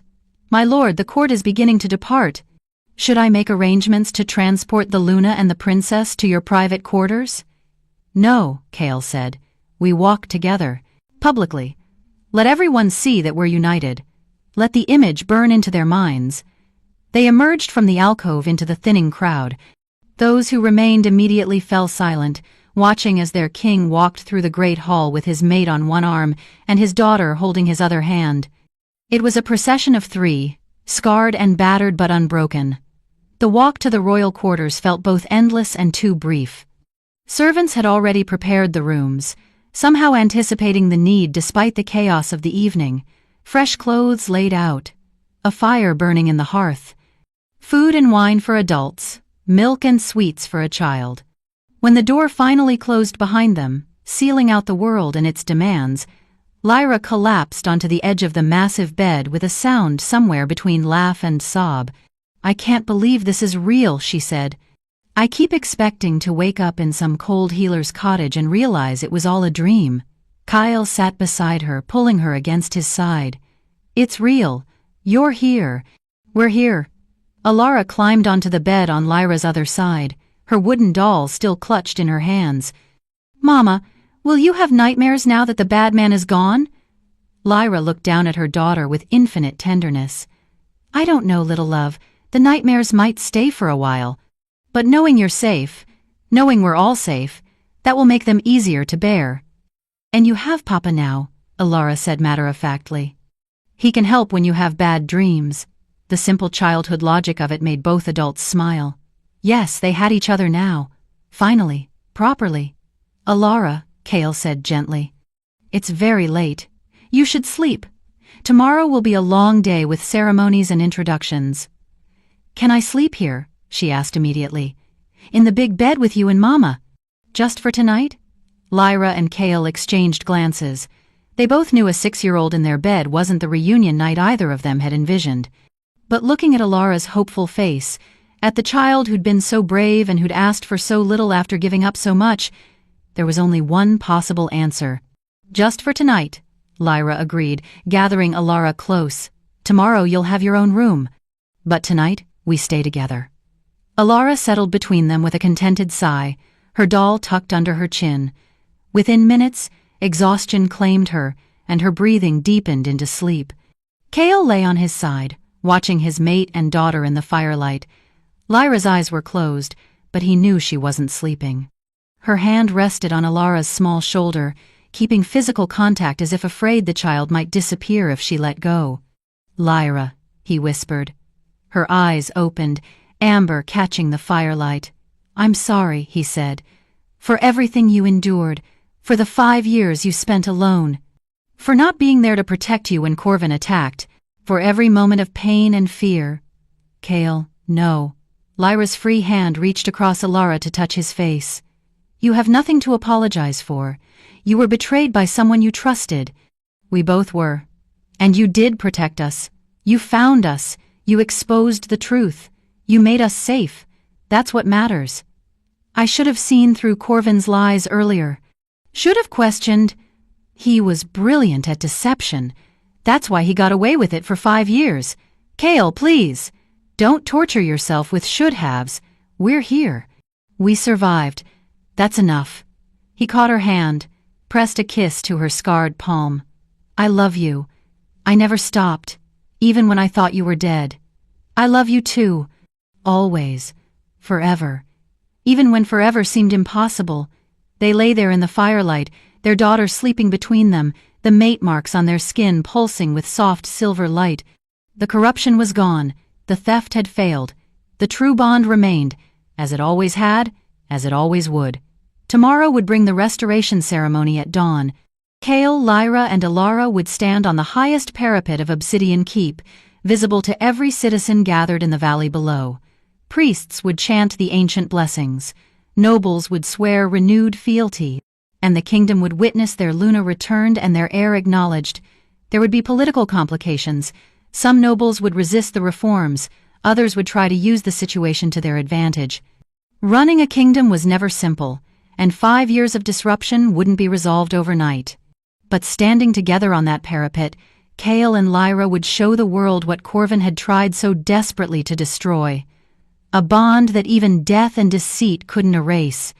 A love that survived fire and blood-ruined theft and 5 years of forced separation. A family reunited against all odds. The crescent and thorn marks would glow silver in the dawn light, visible from the valley below. And everyone who saw them would understand that some bonds were truly unbreakable. As exhaustion finally claimed them both, Kale's last conscious thought was of gratitude. For Alara's innocent question at the moon fair. For Elder Tamsin's expertise. For the branded healers who'd kept Lyra alive. For every small choice and circumstance that had led to this moment. His mate was home. His daughter was safe. His kingdom would heal. And in the morning, when dawn broke over Obsidian Keep, it would mark the beginning of something new. Not just a restoration, but a transformation. A kingdom that protected its bonds instead of exploiting them. That elevated the rejected instead of discarding them. That chose justice over convenience. Outside the window, the harvest moon hung full and bright in a cloudless sky. Inside, a reunited family slept peacefully for the first time in 5 years. The crescent and thorn marks glowed softly in the darkness, silver light pulsing in perfect synchronization, 2 hearts beating as one, 2 souls bound by magic older than kingdoms, stronger than betrayal, eternal as the moon itself. The bond had survived. The family had survived. And in the end, that was all that mattered.